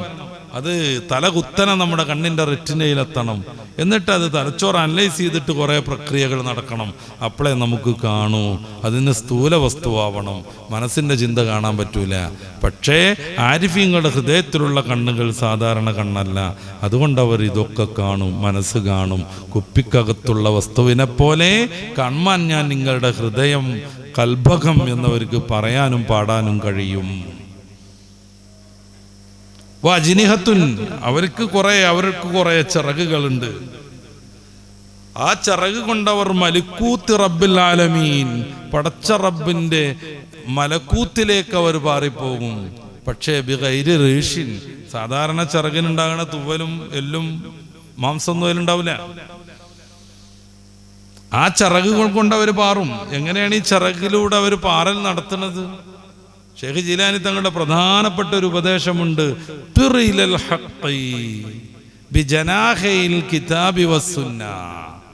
അവിടെയാണ് ആധുനിക കൾട്ടുകളും ഒറിജിനൽ പണ്ഡിതന്മാരും ഒറിജിനൽ ആരിഫീങ്ങളും ഔലിയാക്കളും വ്യത്യസ്തരാകുന്നത്. അള്ളാഹുവിലേക്ക് നീ പറക്കുക. സർവസാര രഹസ്യം ഉൾക്കൊള്ളുന്ന പടച്ച റബ്ബ്, ആ റബ്ബിലേക്ക് നീ പറക്കുക. എങ്ങനെ? ബിജനാഹയിൽ കിതാബി വസ്സുന്ന, സുന്നത്തിൻ്റെയും ഖുർആനിൻ്റെയും ചിറകുകൾ ഉപയോഗിച്ചിട്ട്. അപ്പൊ ഖുർആൻ പഠിച്ച് റബ്ബിലേക്ക് എത്തുക, സുന്നത്ത് പഠിച്ച് റബ്ബിലേക്ക് എത്തുക. അപ്പൊ ഈ ഭൗതികമായ പ്രമത്തതകളൊക്കെ മാറ്റിവെക്കേണ്ടി വരും. ഷെയ്ഖ് ജീലാനി തങ്ങൾ ദഅവത്ത് സജീവാക്കാൻ വേണ്ടി കച്ചവടം നടത്തുന്നുണ്ട്. അതിൽ വലിയ ശ്രേഷ്ഠനും ഉന്നതനുമാകുന്നുണ്ട്. സ്വന്തമായി കപ്പലുകൾ വാങ്ങുന്നുണ്ട്. കപ്പലുകൾ കൊണ്ട് ചരക്ക് അങ്ങോട്ടും ഇങ്ങോട്ടും കച്ചവടത്തിന് കൊണ്ടുപോകുന്നുണ്ട്. ആ സമ്പത്തൊക്കെയും ദഅവാ പ്രവർത്തനത്തിനും ദീനീ പ്രവർത്തനത്തിനും സാധു സംരക്ഷണത്തിനും ഉപയോഗപ്പെടുത്തുന്നുണ്ട്. അതും ദഅവത്തിൻ്റെ ഒരു മാർഗ്ഗമാണ്, അതും വിലായത്തിൻ്റെ ഒരു മാർഗ്ഗമാണ്. ഔലിയാക്കളുടെ കൈപുസ്തകം എന്ന രീതിയിൽ പരിചയപ്പെടുത്തപ്പെട്ട അദ്ഖിയയിൽ ലിവലികുല്ലി വാഹിദുഹും തരീഖും മിൻ തുറുഖ്, എല്ലാ വലിയുമാർക്കും പ്രത്യേകമായ ചില രീതികളും സാധന മാർഗങ്ങളും ഉണ്ടെന്ന് പറയുന്നുണ്ട്. എന്നിട്ട് വിശദീകരിക്കണം എന്തൊക്കെയാണ്. ചില ആളുകൾ കാട്ടുപോകും, വിറക് വെട്ടിക്കൊണ്ടുവരും, അത് അങ്ങാടിയിൽ വിൽപ്പന നടത്തും, അതിൻ്റെ പണം പാവങ്ങൾക്ക് ദാനം ചെയ്യും. അതാ ചില ഔലിയാക്കളുടെ മാർഗം. വേറെ കുറേ ഔലിയാക്കൾ അവർ ഇൽമിലായിട്ട് ജീവിച്ചു. അവരുടെ തർബിയത്ത് വിജ്ഞാനത്തിൻ്റെ തർബിയത്തായിരുന്നു. അവർ തങ്ങളുടെ ശിഷ്യന്മാരെ വിജ്ഞാനത്തിൻ്റെ അത്യുന്നതയിലേക്ക് ഉയർത്തിക്കൊണ്ടുവന്നു. എത്രയെത്ര ഔലിയാക്കൾ. ഇമാം നവവി റളിയല്ലാഹു അൻഹു. ഇന്ന് നമ്മൾ കാണുന്ന ഔലിയാക്കളെ കളി കളിച്ചാൽ നമുക്ക് കാണുന്നുണ്ടോ? പക്ഷെ ഏറ്റവും വലിയ വലിയായിരുന്നു. അവിടുത്തെ ശിഷ്യന്മാരെ ഏതൊക്കെ രീതിയിൽ സ്വാധീനിച്ചു മഹാനുഭാവൻ. നബി തങ്ങളുടെ പ്രധാന ശിഷ്യന്മാരിൽ എണ്ണപ്പെടുന്നയാളാ ഇബ്നുൽ അത്താർ റളിയല്ലാഹു അൻഹു. നിരവധിയായ ഗ്രന്ഥങ്ങൾ രചിച്ച മഹാപണ്ഡിതൻ. മുപ്പരാൾ പറയണ്ട, എൻ്റെ മുർഷിദായിരുന്നു, എൻ്റെ ഷെയ്ഖായിരുന്നു, എൻ്റെ ഉസ്താദായിരുന്നു, അതിനപ്പുറം എൻ്റെ ഏറ്റവും അടുത്ത സുഹൃത്തായിരുന്നു. എങ്ങനെ നബി തങ്ങളെ കുറിച്ച് അങ്ങനെ ഇബ്നുൽ അത്താർ തങ്ങൾക്ക് പറയാൻ പറ്റുന്നത്? ഏറ്റവും നല്ല സുഹൃത്തുമായിരുന്നു. അപ്പൊ തൻ്റെ ശിഷ്യന്റെ ജീവിതത്തിന്റെ ഓരോ തന്തുവിലും ഇടപെടുന്നു, ഓരോ നിമിഷത്തെയും സ്വാധീനിക്കുന്നു. അങ്ങനെ വിജ്ഞാനത്തിന്റെ തർബിയത്തിലൂടെ ശിഷ്യരെ വളർത്തിക്കൊണ്ടുവന്നു കുറേ ഔലിയാക്കൾ. ഓക്കെ ഉസ്താദ് അങ്ങനെയാണ്, സദഖത്തുൽ ഉസ്താദ് അങ്ങനെയാണ്, ഖുതുബി ഉസ്താദ് അങ്ങനെയാണ്. അവരൊന്നും ദുന്യാവൊന്നും ഓടിപ്പോയില്ല, കാട്ടിലേക്ക് വിറക് മേടിക്കാൻ പോയില്ല. അതല്ലെങ്കിൽ വേറെ ഏതെങ്കിലും മൂലക്കിരുന്നിട്ട് ദിക്റ് ചൊല്ലി അവർ സംസ്കൃതരാവാൻ ശ്രമിച്ചില്ല. അവരുടെ ദിക്റ് വിജ്ഞാനമായിരുന്നു, ദർസ് നടത്തലായിരുന്നു. നോക്കുമ്പോൾ ഓക്കസ്താദിൻ്റെ ഒക്കെ ഒരു മഹത്വം. ഇന്ന് കാണുന്ന എല്ലാ പണ്ഡിതന്മാരും ഒന്നുകിൽ ഓക്കസ്താദിന്റെ ശിഷ്യർ, അല്ലെങ്കിൽ ശിഷ്യരുടെ ശിഷ്യർ, ഒന്നുകൂടെ കടന്നാൽ ശിഷ്യരുടെ ശിഷ്യർ. എത്ര ആളുകൾ ആ ഒരു തർബിയത്ത് കൊണ്ട് ഉന്നതി പ്രാപിച്ചു. വേറെ കുറെ ആളുകൾ ജനങ്ങൾക്കിടയിലൂടെ നടന്നു, അവർക്ക് സേവനം ചെയ്തു.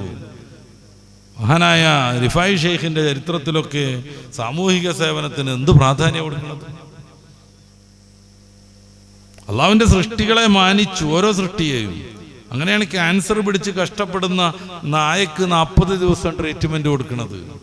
നായ പിടിച്ചുകൊണ്ടുപോയിട്ട് പ്രത്യേകമായ ഒരു കൂട് നിർമ്മിച്ചിട്ട് അതിലിട്ട് 40 ദിവസം അതിന് നല്ല ചികിത്സ കൊടുത്തിട്ട് ഭക്ഷണം കൊടുത്തിട്ട് നല്ല കുട്ടപ്പൻ നായയാക്കിയിട്ട് പുറത്തു വിടുകയാണ്.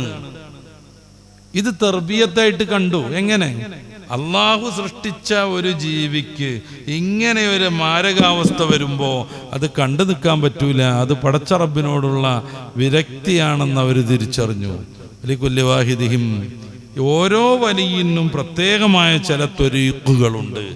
ഇതെല്ലാം വിജ്ഞാനത്തിൽ അധിഷ്ഠിതമാവണം. ഇതെല്ലാം വിജ്ഞാനത്തിൻ്റെ മേലെ നിന്നാവണം. ഏറ്റവും കൂടുതൽ വിജ്ഞാനം നേടിയവരാവണം അവർ. അതുകൊണ്ടാണ് എന്താണ് ശരീഅത്ത് എന്ന് പറയുന്നിടത്തും ത്വരീഖത്ത് എന്ന് പറയുന്നിടത്തും ഹഖീഖത്ത് എന്ന ശരീഅത്തിൻ്റെയും ത്വരീഖത്തിൻ്റെയും ഏറ്റവും നല്ല ഫലത്തെക്കുറിച്ച് പറയുന്നിടത്തും ഏറ്റവും കൂടുതൽ ഇൽമിന് അതനുസരിച്ചുള്ള പ്രവർത്തനങ്ങൾക്ക് മഹാന്മാർ സ്ഥാനം കൊടുക്കുന്നത്. ഞാൻ നേരത്തെ പറഞ്ഞു, അദ്കിയ എന്ന് പറയുന്ന ഈ ഔലിയാക്കളുടെ കൈപുസ്തകം, അതിൻ്റെ ആമുഖത്തിൽ അങ്ങനെ തന്നെ പറയുന്നുണ്ട്, മൻറാമയ്യ സുലുക്കത്തരീഖൽ ഔലിയ ഫല്യഹ്ഫളൻ ഹാദിൽ വസായ ആമില. ആരെങ്കിലും ഔലിയാക്കളുടെ മാർഗത്തിൽ പ്രവേശിക്കാൻ ആഗ്രഹിക്കുന്നുവെങ്കിൽ ഈ ഒരു കിതാബിൽ പറയുന്നത് പഠിച്ചനുഷ്ഠിക്കണം. ആ കിതാബിൽ പറയുന്നത് ഇന്നത്തരീഖ ശരീഅത്തും വതരീഖത്തുൻ വഹഖീഖത്തുൻ. എന്താണ് അള്ളാഹുവിൻ്റെ മാർഗം? അത് ശരീഅത്തും തരീഖത്തും ഹഖീഖത്തുമാണ്. എന്നിട്ട് അത് സാധാരണക്കാർക്ക് മനസ്സിലാവാൻ മനോഹരമായൊരു ഉദാഹരണം പറയുന്നു. ഫശരീഅത്തുൻ കസഫീനത്തിൻ, കടലിൻ്റെ ആഴിയിൽ മുങ്ങിയിട്ട് മുത്ത് കരസ്ഥമാക്കാൻ ആഗ്രഹിക്കുന്ന ആൾക്ക് കപ്പൽ എങ്ങനെയാണോ അങ്ങനെയാണ് ശരീഅത്ത്. എന്നുവെച്ചാൽ ഈ കപ്പലിൽ ഏറണം, കപ്പലിൽ കയറണം, കപ്പൽ ശരിയായിരിക്കണം, അതിന് ദ്വാരം ഉണ്ടാവരുത്, എൻജിൻ പ്രവർത്തിക്കണം, ആവശ്യമായ ഇന്ധനം വേണം. എന്നിട്ട് അദ്ദേഹം യാത്ര ചെയ്യണം. എവിടെ? ത്വരീഖത്തുൻ കൽ ബഹർ. ത്വരീഖത്ത് എന്ന് പറഞ്ഞാൽ അത് ഈ സമുദ്രം പോലെയാണ്. ശരീഅത്താകുന്ന കപ്പലിലേറി ത്വരീഖത്തിലൂടെ സഞ്ചരിച്ച് ആത്മീയ സാധകന്റെ ലക്ഷ്യമാകുന്ന ഹഖീഖത്തിലേക്ക് എത്തണം. അപ്പൊ ഏറ്റവും ഇമ്പോർട്ടൻ്റ് ആണ് ശരീഅത്ത്. അതിൽ ഒരാണും മാറ്റം വരാൻ പാടില്ല. എനിക്ക് നിസ്കാരമല്ല, എൻ്റെ മുരീദന്മാരാരും നോമ്പ് വെൽക്കണ്ട, അവർക്ക് ഹജ്ജ് നമ്മുടെ ഈ ഗാൻഘാഗിലേക്ക് വന്നാൽ മതി, ഇങ്ങനെയൊന്നും പരിചയപ്പെടുത്തിയാൽ ആ ഒന്നാം പോയിന്റിൽ വെച്ച് അത് കള്ളത്തരമാകുന്നു, അത് തനിച്ച കാപട്യവുമായി മാറുന്നു. കാരണം ശരീഅത്തില്ലാതെ ഒരു ത്വരീഖത്തില്ല. ഈ ശരീഅത്തിലുള്ള കർമ്മങ്ങളെ തേച്ചുമിനുക്കി ഏറ്റവും സമ്പൂർണതയിലേക്ക് എത്തിക്കാനുള്ള മാർഗമാണ് ത്വരീഖത്ത്. ഇത് രണ്ടും സമഞ്ജസമായി മുന്നോട്ട് പോകുമ്പോൾ ലഭ്യമാകുന്ന വലിയ മഹത്വമാണ് ഹഖീഖത്ത്. ഈ അദ്കിയ കിതാബിൽ ഞാൻ നേരത്തെ പറഞ്ഞതുപോലെ വളരെ വ്യക്തമായ രീതിയിൽ പറയുന്നത്, മൻറാമദുർറല്ലി സഫീനത്തി യർകബു, ആരാണ് പഴയം ആഗ്രഹിക്കുന്നത്, മുത്ത് ആഗ്രഹിക്കുന്നത്, അവർ കപ്പലിൽ കയറണം, ശരീഅത്ത് അനുഷ്ഠിക്കണം. എന്നിട്ടോ വയഗൂസ് ബഹറൻ, ബഹറിൽ സഞ്ചരിച്ചു മുങ്ങണം. എന്ന് വെച്ചാൽ ശരീഅത്തിന്റെ കർമ്മങ്ങളെ പൂർണ്ണതയിലേക്ക് എത്തിക്കുന്ന ത്വരീഖത്ത് മാർഗം അനുഷ്ഠിക്കണം. അതായത് ഒപ്പിച്ചോതെടുക്കരുത്, ഒപ്പിച്ച് ഫാത്തിഹ ഓതി ഒരവരി സൂറത്ത് ഓതിയിട്ട് സുജൂദ് ചെയ്യാൻ നിൽക്കരുത്, റുക്കൂ ചെയ്യാൻ നിൽക്കരുത്, നിസ്കാരം തീർക്കരുത്. പിന്നെ സമ്പൂർണമായ രീതിയിലുള്ള ഇബാദത്തുകളുമായി മുന്നോട്ട് പോകണം. എന്നിട്ടാണ് കരസ്ഥമാക്കേണ്ടത് ഈ ഹഖീഖത്ത് എന്ന് പറയുന്ന ആത്മീയ സാധകരുടെ ഏറ്റവും പ്രധാനപ്പെട്ട ലക്ഷ്യം. ഇതൊക്കെ ഇങ്ങനെ ഉദാഹരണ സഹിതം വിശദീകരിച്ചിട്ട് ഷെയ്ഖ് ജീലാനി തങ്ങൾ ഔലിയാക്കളുടെ കൈപുസ്തകമാകുന്ന അദ്കിയയിൽ പറയുന്ന ഒരൊറ്റ വരി ഏറ്റവും പ്രസക്തമാണ് ആധുനിക കാലത്ത്. മഹാനുഭാവൻ നമ്മളെ വിളിച്ചിട്ട് വളരെ സ്നേഹത്തോടുകൂടെ പറയാണ്, ത്വരീഖത്ത് എന്ന് പറയുന്ന രണ്ടാം ഘട്ടവും ഹഖീഖത്ത് എന്ന് പറയുന്ന ലക്ഷ്യവും യാ അഖി മിൻ ഗൈരി ഫിഅലി ശരീഅത്തിൻ ലം തഹ്സല, ശരീഅത്ത് സമ്പൂർണമായി അനുഷ്ഠിക്കാതെ ലഭ്യമാവുകയേ ഇല്ല. ശരീഅത്ത് സമ്പൂർണമായി അനുഷ്ഠിക്കാതെ ലഭ്യമാവുകയേ ഇല്ല. അപ്പൊ അതുകൊണ്ട് ഫഅലൈഹി തസിയ്യുനുൽ ലിദാഹിരിഹിൽ ജലി ബിശരീഅത്തിൽ യനൂറ ഖൽബും മുജ്തല, അതുകൊണ്ട് ശരീഅത്ത് കൊണ്ട് നമ്മുടെ പ്രത്യക്ഷമായ ആരാധനാ കർമ്മങ്ങളെയും നമ്മുടെ പ്രവൃത്തികളെയും മനോഹരമാക്കണം. നന്നായിട്ട് നിസ്കരിക്കണം, നോമ്പ് വെൽക്കണം, ഖുർആൻ ഓതണം, ദിക്ർ ചൊല്ലണം, സ്വലാത്ത് ചൊല്ലണം. ഇത് മാത്രമല്ല കേട്ടോ ശരീഅത്ത്. ഹറാമിൽ നിന്ന് മാറി നിൽക്കുക എന്നുള്ള ഏറ്റവും പ്രധാനപ്പെട്ട ഒരു സംഗതി അപ്പുറത്തുണ്ട്. ഇമാം ഗസാലി തങ്ങൾ അവിടുത്തെ ബിദായത്തുൽ ഹിദായയുടെ 2ാം ഭാഗമാകുന്ന തസവുഫിന്റെ തുടക്കത്തിൽ തന്നെ പറയുന്നത് ഏറ്റവും പ്രധാനപ്പെട്ട സംഗതി കൽപ്പനകൾ പാലിക്കുക എന്നതിനേക്കാൾ തിന്മകളിൽ നിന്ന് മാറി നിൽക്കുക എന്നുള്ളതാണ്. അപ്പോൾ ശരീഅത്താണ് നിസ്കരിച്ചാൽ തീരുമോ? സക്കാത്ത് കൃത്യമായി കൊടുക്കുന്നതോടുകൂടെ ശരീഅത്ത് ഫുള്ളായിട്ട് അനുഷ്ഠിച്ചു എന്ന് വരാൻ പറ്റുമോ? എല്ലാ വർഷവും ഹജ്ജിന് പോയത് കൊണ്ടുണ്ട് ശരീഅത്ത് തീരുമോ? ഇല്ല. ശരീഅത്ത് പൂർണ്ണമാവണമെങ്കിൽ ഈ പറഞ്ഞതൊക്കെ അതിൻ്റെ അർദ്ധഭാഗം മാത്രം. മറ്റൊരു പകുതിയുണ്ട്, അത് തിന്മയിൽ നിന്ന് സമ്പൂർണ്ണമായി മാറി നിൽക്കലാണ്. നാക്കിനെ സൂക്ഷിക്കണം, കണ്ണിനെ സൂക്ഷിക്കണം. നമ്മുടെ വാക്കുകൾ ഓരോന്നും ചിന്തിച്ചു മാത്രം ഉപയോഗിക്കണം. ഒരാളെയും വത്സിക്കരുത്, പരിഹസിക്കരുത്, അന്യനെ അപഹസിക്കരുത്, ഗീബത്ത് പറയരുത്, നമീമത്ത് പറയരുത്, കള്ളം പറയരുത്, കളവ് പറയരുത്, പൊള്ളു പറഞ്ഞിട്ട് പണം പിരിക്കരുത്, പലരെയും പറ്റിച്ചിട്ട് വസ്തുവകകൾ സ്വന്തമാക്കരുത്, കുടുംബം തെറ്റരുത്, കുടുംബം തെറ്റിക്കരുത്.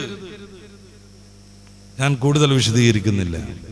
ശരീഅത്തിൽ നിന്ന് മാറിയിട്ട് ഒരാളും തരീഖത്തിലേക്ക് എത്തുമെന്ന് പ്രതീക്ഷിക്കാനേ പറ്റൂല. ഷെയ്ഖ് ജീലാനി തങ്ങളുടെ ചില ഉപദേശങ്ങൾ ഹ്രസ്വമായി നമ്മൾ വിലയിരുത്തി നോക്കൂ. അവിടുന്ന് പറയാണ്, നമ്മളെല്ലാവരെയും വിളിച്ചിട്ട് അഖ്രിജു ദുന്യാ മിൻ ഖുലൂബിക്കും, നിങ്ങളുടെ ഹൃദയത്തിൽ നിന്ന് ദുന്യാവിനെ മാറ്റി വെക്കണം.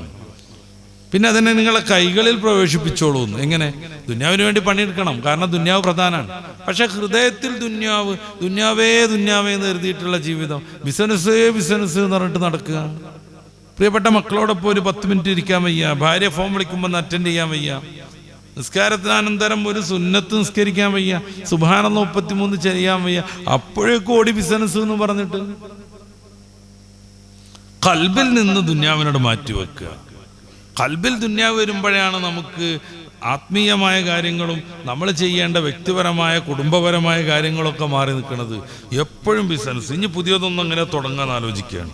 ബിസിനസ് വേണ്ടെന്ന് ആരും പറയില്ല, പരിശുദ്ധ ഇസ്ലാം എന്തായാലും അത് പറഞ്ഞിട്ടില്ല. പരമാവധി അതൊക്കെ ചെയ്യണം, പക്ഷേ അത് പരലോകത്തേക്കുള്ള യാത്രക്ക് വലിയ തടസ്സമാകാതെ ശ്രദ്ധിക്കണം. ജോലിയും പണം സ്വരൂകൂട്ടിലൊക്കെ ആവാം. ഒരു സുബ്ഹാനല്ലാഹ് ചെയ്യാൻ ചെല്ലാൻ വയ്യെങ്കിൽ, നിസ്കാരത്തിന്റെ തെറ്റ്, ഫർളിന്റെ തെറ്റ് പരിഹരിക്കാനുള്ള സുന്നത്തുകൾ അത് അനുഷ്ഠിക്കാൻ വയ്യെങ്കിൽ, ഒരു ആത്മീയ സദസ്സിൽ ഇരിക്കാൻ സമയം കിട്ടണില്ലെങ്കിൽ, ഒരു പ്രഭാഷണത്തിൽ ക്ലാസ്സിൽ പങ്കെടുക്കാൻ പറ്റണില്ലെങ്കിൽ, ആ ബിസിനസ് ഖൽബിലാണുള്ളത്. ഖൽബൊന്ന് മാറ്റണം. ഷെയ്ഖ് ജീലാനി പറയാണ്, അവിടുന്ന് പറയുന്ന മറ്റൊരു ഉപദേശം, കൂനു ബവ്വാബീന അലാ ബാബി ഖുലൂബിക്കും, നിങ്ങളുടെ ഹൃദയത്തിന്റെ വാതായനങ്ങളിൽ കാവൽക്കാരാവുക. നിങ്ങളുടെ ഹൃദയത്തിന്റെ വാതിൽക്ക് നിങ്ങൾ കാവലിരിക്കുകയാണ്. എന്നിട്ട് അവിടെ പ്രവേശിപ്പിക്കാൻ അള്ളാഹു പറഞ്ഞത് മാത്രം പ്രവേശിപ്പിക്കുക. കാവൽക്കാരൻ അങ്ങനെയാണ്. ആര് കയറണം ആരിറങ്ങണം എന്നുള്ളത് തീരുമാനിക്കുന്നത് അയാളാണ്. അള്ളാഹു ഹൃദയത്തിൽ പ്രവേശിപ്പിക്കാൻ പറഞ്ഞത് മാത്രം പ്രവേശിപ്പിക്കുക. അള്ളാഹു പുറത്താക്കാൻ പറഞ്ഞ സംഗതികളെ സമ്പൂർണമായി പുറത്താക്കുക. നിങ്ങളുടെ ഹൃദയങ്ങൾ, നിങ്ങളുടെ ചിന്തകൾ, മോഹവിചാരങ്ങൾക്ക് നിങ്ങൾ തുറന്നിട്ട് കൊടുക്കരുത്. ഹൃദയത്തെ അങ്ങനെ പറക്കാൻ വിടരുത്. കെട്ടില്ലാത്ത കയറില്ലാത്ത പട്ടം പോലെയായി പോകും. ഫതുഹുലിക്കു, അത് നശിച്ചു പോകും. ഓരോ മോഹങ്ങൾ വരുമ്പോൾ അനുസരിച്ച് ഇങ്ങനെ നീങ്ങാൻ നിങ്ങളുടെ ഹൃദയത്തിന് നിങ്ങൾ സമ്മതം കൊടുക്കരുത്. അപ്പൊ ഹൃദയത്തിൽ പ്രവേശിപ്പിക്കേണ്ടത് റബ്ബ് പറഞ്ഞത് മാത്രം. മറ്റൊരു ഉപദേശം, വലാ തദ്ലിമു അഹദൻ വലൗ ബിസൂഇ ദന്നിക്കും, മോശം വിചാരം വെച്ചെങ്കിലും ഒരാളെക്കുറിച്ചും നിങ്ങൾ അങ്ങനെ അക്രമം നടത്തരുത്. നോക്കുങ്ങൾ, പുതിയ ശൈഖന്മാരൊക്കെ പറഞ്ഞുകൊണ്ടിരിക്കുക, വേദി കെട്ടിക്കൊണ്ടിരിക്കുകയാണ് സമൂഹത്തെ മൊത്തം വത്സിക്കാൻ. അന്യനെ കുറിച്ചൊരു ചീത്ത വിചാരം വെച്ചെങ്കിലും നിങ്ങൾ അവനെ ആക്രമിക്കരുത്. ഫഇന്ന റബ്ബക്കും ലാ യുജാവിസു ദുൽമലാലിമിൻ, എന്തക്രമത്തെയും പടച്ച റബ്ബ് വിട്ടുപോർക്കൂല. അപ്പൊ അതുകൊണ്ട് നിങ്ങൾ എന്ത് ചെയ്യണം? ചീത്ത വിചാരം പോലും ഒരാളെ കുറിച്ച് വെക്കരുത്. മഹാനുഭാവം പറയുന്നുണ്ട് മറ്റൊരു കാര്യം, ഞാൻ സുന്നത്തായ കർമ്മങ്ങളെ ധാരാളമായി പരിശോധിച്ചു. അന്നം കൊടുക്കുന്നതിനേക്കാൾ ശ്രേഷ്ഠമായ ഒരു ഇബാദത്ത് എനിക്ക് മനസ്സിലാക്കാൻ പറ്റിയില്ല. ഒരാൾക്ക് ഭക്ഷണം കൊടുക്കുക എന്നുള്ളതിനേക്കാൾ ശ്രേഷ്ഠമായൊരു ഇബാദത്ത് എനിക്ക് കാണാൻ പറ്റൂല. അതുകൊണ്ട് ഞാൻ അവദ്ദുലൗ അന്നദ്ദുന്യാ ബിയദി ഫത്അമഹാജിൽ അൽജിയാ, ഈ ദുന്യാവ് മൊത്തം എൻ്റെ അടുത്തെത്താനും അത് മൊത്തം പാവപ്പെട്ട പട്ടിണിക്കാർക്ക് ദാനം ചെയ്യാനും എനിക്ക് വല്ലാത്ത മോഹം. ആ പട്ടിണിക്കാരെ സഹായിക്കുക, സാമൂഹിക സേവനങ്ങളിൽ സജീവാവുക. എന്താ ഇപ്പം സംഘടന ചെയ്യണമെന്ന് ചോദിക്കുക ചില ആൾക്കാർ സ്റ്റേജ് കെട്ടിയിട്ട്. ഒരുപാട് വെള്ളം കൊടുക്കുക, അവിടെ ഇപ്പം ചായ കൊടുക്കുക, അപ്പുറത്ത് കിണറുത്തി കൊടുക്കുക. ഇതൊക്കെയാണല്ലോ എന്ന് ഓരോരുത്തർക്കും ഒരു തോന്നൽ. ആന്ന് ഇതാ സംഘടനാ പ്രവർത്തനം. സംഘടന പറഞ്ഞാൽ അങ്ങനെ ആവണ്ടേ, ഇങ്ങനെ ആവണ്ടേ, ഇങ്ങനെ ആവണ്ടേ. അവരവരുടെ ശുഷ്കമായ ചിന്തക്കനുസരിച്ചൊരു വലിയ പ്രസ്ഥാനത്തെ ചുരുട്ടിക്കെട്ടാൻ, ഒരു വലിയ ജലധാരയെ എൻ്റെ കയ്യിലുള്ള കൈക്കുമ്പിളിലും കൂടെ ഒതുക്കണം എന്ന് കരുതുക. എന്നിട്ട് ഇപ്പം സാമൂഹിക പ്രവർത്തനം, സംഘടനാ പ്രവർത്തനം എന്നും പറഞ്ഞിട്ട് പരിഹസിച്ചുകൊണ്ടിരിക്കുക. ഖുത്ബുൽ അഖ്താബ്, അതിൻ്റെ അപ്പുറം എന്ത് വിശേഷണം വേണം ഷെയ്ഖ് ജീലാനി തങ്ങൾക്ക്? മഹാനുഭാവം പറയാണ്, ഞാൻ സുന്നത്തായ കർമ്മങ്ങളെ കൂലങ്കഷമായി പരിശോധിച്ചു. പാവപ്പെട്ട ആളുകൾക്ക് അന്നം നൽകുന്നതിനേക്കാൾ ശ്രേഷ്ഠമായൊരു ഇബാദത്തും എനിക്ക് മനസ്സിലാക്കാനായില്ല. ഈ ദുന്യാവ് മൊത്തം എനിക്ക് സ്വാധീനം നേടാനാകുകയും അത് മൊത്തം പാവപ്പെട്ട ആളുകൾക്ക് നൽകാൻ കഴിയുകയും ചെയ്താൽ എത്ര നന്നായി എന്ന് ഞാൻ മോഹിക്കുന്നു. ഖുത്ബുൽ അഖ്താബ് തങ്ങൾ പറയണതാണിത്. അത് ഇബാദത്താക്കിയിട്ട് മാറ്റുക. എങ്ങനെയാണ് നമ്മളെ നശിപ്പിച്ചുകൊണ്ടിരിക്കുന്നത്? സമയനഷ്ടമാണെന്ന് അവിടുന്ന് പറയുന്നു. എന്നിട്ട് സമയനഷ്ടത്തിന്റെ കാരണങ്ങൾ എണ്ണുന്നു. സലാസു ഉമൂരിൻ തുളൈഉ ബിഹാ വഖ്തുക്ക്, 3 കാര്യങ്ങളിൽ പിറകെ കൂടിയാൽ നിന്റെ സമയം നഷ്ടപ്പെടും. അത്തഹസ്സുറു അലാ മാ ഫാതക ലിഅന്നഹു ലൻ യഊദ്, നഷ്ടപ്പെട്ട കാര്യങ്ങൾ ഓർത്തിച്ച് ഇങ്ങനെ ദുഃഖിച്ചിരിക്കുക, അങ്ങനെ സമയം പോകും. ലിഅന്നഹാ ലം തഊദ്, അതൊരിക്കലും മടങ്ങി വരില്ലല്ലോ. അതോർത്ത് ദുഃഖിച്ചിരിക്കരുത്. വലാ തത്മഉ ഫീമാ ഫീ ഐദീഹിം ബൽ തുഅ്തിർ റുബൂബിയ്യത ഹഖഹാ, വേറൊരാളുടെ കയ്യിലുള്ളത് ആഗ്രഹിച്ചുകൊണ്ടിരിക്കരുത്, എല്ലാം റബ്ബിനെ ഏൽപ്പിച്ചു കൊടുക്കുക. നേരത്തെ പറഞ്ഞതിന്റെ ബാക്കിയായ മഹാനുഭാവം പറയുന്നുണ്ട്, ലുക്മത്തും ഫീ ബത്നി ജാഇഇൻ ഖൈറും മിൻ ബിനാഇ അൽഫി ജാമിഅ, 1000 ജുമഅത്ത് പള്ളി നിർമ്മിക്കുന്നതിനേക്കാൾ ശ്രേഷ്ഠമാണ് പാവപ്പെട്ട ഒരുത്തൻ്റെ വയറിനകത്തേക്ക് ഒരു പിടി ഭക്ഷണം എത്തിക്കുക എന്നത്. പാവപ്പെട്ടവൻ്റെ വയറിനകത്തേക്ക് ഒരു പിടി ഭക്ഷണം എത്തിക്കുക. റിഫായ് ഷെയ്ഖ് റളിയല്ലാഹുവിൻ്റെ വീട്ടിലേക്ക് കടന്നു വരുമ്പോൾ ഒരു കള്ളനുണ്ട്, ഗോതമ്പ് ചാക്കിലാക്കിയിട്ട് ഇങ്ങനെ തലയിലേറ്റാനുള്ള പ്രയാസത്തിൽ ബുദ്ധിമുട്ടിക്കൊണ്ടിരിക്കുന്നു. മഹാനുഭാവം വന്നിട്ട് അടിച്ചിറക്കി ആളെ പിടിച്ച് കുറേ ആളുകളൊക്കെ വിളിച്ചുകൂട്ടി അടിച്ച് ശരിയാക്കി പോലീസിലേൽപ്പിച്ചത് നമ്മൾ കാണുന്നില്ല. പാവപ്പെട്ട ഒരാളാണ്, കട്ടെടുക്കുകയാണ്. മഹാനുഭാവൻ ഇത് പിടിച്ചു കൊടുക്കാൻ ശ്രമിച്ചു. മൂപ്പരാൾ പൊക്കാൻ കഴിയാതെ കഷ്ടപ്പെട്ട് നിൽക്കുന്ന സാധനം പിടിച്ചു കൊടുക്കാൻ ശ്രമിച്ചു. പിന്നെ മൂപ്പരാൾ പറഞ്ഞു, ഇതിവിടെ വെക്ക്, ഇതിവിടെ തന്നെ കൊട്ട്, അപ്പുറത്തുണ്ട് പൊടിയാക്കി വെച്ചത്, അത് കൊണ്ടുപോയിക്കോളൂ. ഇത് കൊണ്ടായാൽ അതിൻ്റെ തൊലി കളയണം, പല സംസ്കരണ പരിപാടി നടത്തണം, അത് പൊടിയായി കിട്ടാൻ കുറേ ബുദ്ധിമുട്ടാണ്. അതുകൊണ്ട് അപ്പുറത്തുണ്ട് നല്ല പൊടി ഗോതമ്പിൻ്റെത്, അത് കൊണ്ടുപോയിക്കോളൂ എന്ന് പറഞ്ഞിട്ട് ചാക്കെടുത്തിട്ട് തലയിൽ വെച്ചുകൊടുത്തു. പിന്നെ പുറത്തിറങ്ങിയതിന് ശേഷം മൂപ്പരാൾ പറയാം, അവിടെ നിൽക്കി, ഞാനും പോരാ കൂടെ. കാരണം ഈ നട്ടപ്പാതിരക്ക് എൻ്റെ വീട്ടിൽ നിന്ന് ഭാണ്ഡവും കിട്ടി താങ്കൾ പോകണ്ട, ചില ആളുകൾ നിങ്ങൾ ആക്രമിച്ചേക്കും, അതുകൊണ്ട് ഞാനും കൂടെ പോരാ. നഗരാതിർത്തി കഴിയോളം കള്ളന് കാവൽ നിന്നു. നഗരാതിർത്തി കഴിയോളം കള്ളൻ്റെ മുന്നിൽ നടന്നു. കാരണം കള്ളൻ ആരെങ്കിലും ആക്രമിക്കും. ഷെയ്ഖ് ജീലാനി തങ്ങളുടെ വീട്ടിൽ നിന്ന് വലിയ ഭാണ്ഡം ഇട്ട് നട്ടപ്പാതിരക്ക് ഇറങ്ങി വരുന്നത് കണ്ടാൽ. ഇതാണ് തസവുഫ്. എന്തുണ്ടായി? പിറ്റേ ദിവസം ജൂതനാവുന്ന കള്ളനും കുടുംബം ഒന്നിച്ച് ഷെയ്ഖ് ജീലാനി തങ്ങളുടെ അടുത്തേക്ക് വന്ന് ഇസ്ലാം സ്വീകരിച്ചു. ഒരാളെങ്ങാനും ദീനിന്റെ മാർഗത്തിൽ നിന്നെ കൊണ്ട് പ്രവേശിക്കുകയാണെങ്കിൽ അതാണ് ഈ സർവാണ്ട കടാഹം നേടുന്നതിനേക്കാൾ ശ്രേഷ്ഠമെന്ന മുത്ത് റസൂലിന്റെ വാക്ക് ആലോചിച്ച് നോക്കുക. ഒരു ചാക്ക് ഗോതമ്പ് കൂടി പോയി എന്നുള്ളത് ശരി, പക്ഷെ ഒരു കുടുംബം മൊത്തം സത്യപാതയിലേക്ക് വന്നു. ഇതാണ് ശൈഖന്മാരുടെ ആർദ്രമായ ജീവിതം, സാമൂഹിക സേവനം. അപ്പോ പുതിയ കാലത്ത് കാണുന്ന എല്ലാ കൾട്ടുകളെയും നമ്മൾ കരുതിയിരിക്കുക. ഹൃദയത്തെ ശുദ്ധീകരിക്കലാണ് പ്രധാനം. ഖുർആൻ 3 വിധത്തിലാണ് നഫ്സ് പ്രയോഗിക്കുന്നത്. സൂറത്തു യൂസുഫിന്റെ 53-ാമത്തെ വാക്യത്തിൽ അമ്മാറത്തായ നഫ്സിനെ കുറിച്ച് പറയുന്നുണ്ട്. നന്മ കൽപ്പിച്ചും പക്ഷെ തിന്മ കൂടുതലായി കൽപ്പിച്ചുകൊണ്ടിരിക്കുന്ന നഫ്സ്. ലാ ഉബരിഉ നഫ്സി ഇന്ന നഫ്സ ലഅമ്മാറത്തും ബിസ്സൂ, ചീത്ത കൽപ്പിച്ചുകൊണ്ടിരിക്കും ആത്മാവ്. അങ്ങനെ ഒരു ആത്മാവുണ്ട്. ഈ തലത്തിലാണ് നമ്മൾ ഇബാദത്തും സൂക്ഷ്മതയും പ്രാപിച്ചിട്ട് ഒരു ലവ്വാമത്തായ നഫ്സിലേക്ക് എത്തേണ്ടത്. സൂറത്തുൽ ഖിയാമയുടെ തുടക്കത്തിൽ അല്ലെ, രണ്ടാമത്തെ വാക്യത്തിൽ ലാ ഉഖ്സിമു ബിൻ നഫ്സിൽ ലവ്വാമ, ആക്ഷേപിക്കുന്ന നഫ്സ്. നമ്മുടെ മനസ്സിനോട് ഇങ്ങനെ പറഞ്ഞുകൊണ്ടിരിക്കും, അത് ശരിയായില്ല, അത് ശരിയായില്ല. ഒരു സാധു മനുഷ്യൻ നമ്മളോട് എന്തോ ചോദിച്ചു, നമ്മൾ കൊടുക്കാൻ കഴിവുണ്ടായിരുന്നു, പക്ഷെ എന്തോ കരുതിയിട്ട് കൊടുത്തില്ല. അങ്ങനെ നമ്മൾ അവിടുന്ന് പിരിയുമ്പോൾ മനസ്സിനിങ്ങനെ തോന്നും, കൊടുക്കായിരുന്നു. ഇതാണ് ലവ്വാമത്തായ നഫ്സിന്റെ അടയാളം. ചീത്ത സംഭവിച്ചാൽ അത് നമ്മളെ ആക്ഷേപിച്ചു കൊണ്ടേയിരിക്കും. അങ്ങനെ തിന്മ കൽപ്പിക്കുന്ന അമ്മാറത്തായ നഫ്സിൽ നിന്ന് കയറി നമ്മളോട് തിരുത്തിക്കൊണ്ടിരിക്കുന്ന ലവ്വാമത്തായ നഫ്സിലേക്ക് കടന്നിട്ട് സൂറത്തുൽ ഫജ്റിന്റെ 27-ാമത്തെ വാക്യത്തിൽ പറയുന്ന, അവിടെ മുതൽ പറഞ്ഞു തുടങ്ങുന്ന ആ മുത്തുമഇന്നത്തായ നഫ്സ്, ആത്മസംതൃപ്തി നേടിയ നഫ്സ്, ആത്മാവ്, ആ ഒരു നഫ്സിലേക്ക് എത്തിച്ചേരണം. യാ അയ്യത്തുഹൻ നഫ്സുൽ മുത്മഇന്ന, സംതൃപ്തമായ ആത്മാവേ, യാ അയ്യത്തുഹൻ നഫ്സുൽ മുത്മഇന്ന ഇർജിഇ ഇലാ റബ്ബികി റാദിയതൻ മർദിയ, സംതൃപ്തമായി നീ നിന്റെ റബ്ബിലേക്ക് മടങ്ങിക്കൊള്ളുക. ഫദ്ഖുലി ഫീ ഇബാദി, സ്വർഗ്ഗത്തിലേക്ക് പോകാൻ നിൽക്കുന്ന എൻ്റെ പ്രത്യേകം ജനവിഭാഗങ്ങളുടെ കൂട്ടത്തിൽ നീ പ്രവേശിക്കുക. അങ്ങനെ വദ്ഖുലി ജന്നതി, സ്വർഗം നേടുക എന്ന് അള്ളാഹു പുകഴ്ത്തി പറയുന്ന മുത്മഇന്നത്തായ നഫ്സുണ്ട്. പരീക്ഷണങ്ങളിൽ അവർ ക്ഷമ കാണിക്കും, ദാരിദ്ര്യം വരുമ്പോൾ അവർ ക്ഷമിക്കും, രോഗങ്ങളിൽ അവർ ക്ഷമിക്കും. അള്ളാഹു നിഅമത്ത് നൽകിയാലോ അത് പടച്ച റബ്ബിന്റെ ഔദാര്യമാണെന്ന ബോധത്തിൽ അവർ ശുക്ർ ചെയ്യും. ആരാധനകളിൽ അവർ വ്യാപൃതരാകും. ഏതുവിധം ആക്ഷേപങ്ങളും ദീനീ പ്രവർത്തനങ്ങളിൽ അവർ സ്വീകരിക്കും. ലം യഖ്ശ ലൗമത ലായിം, ഒരാക്ഷേപകന്റെ ആക്ഷേപത്തെയും അവർ മുഖവിലക്കെടുക്കില്ല. അവർ സത്യപന്ഥാവിലൂടെ സഞ്ചരിക്കും.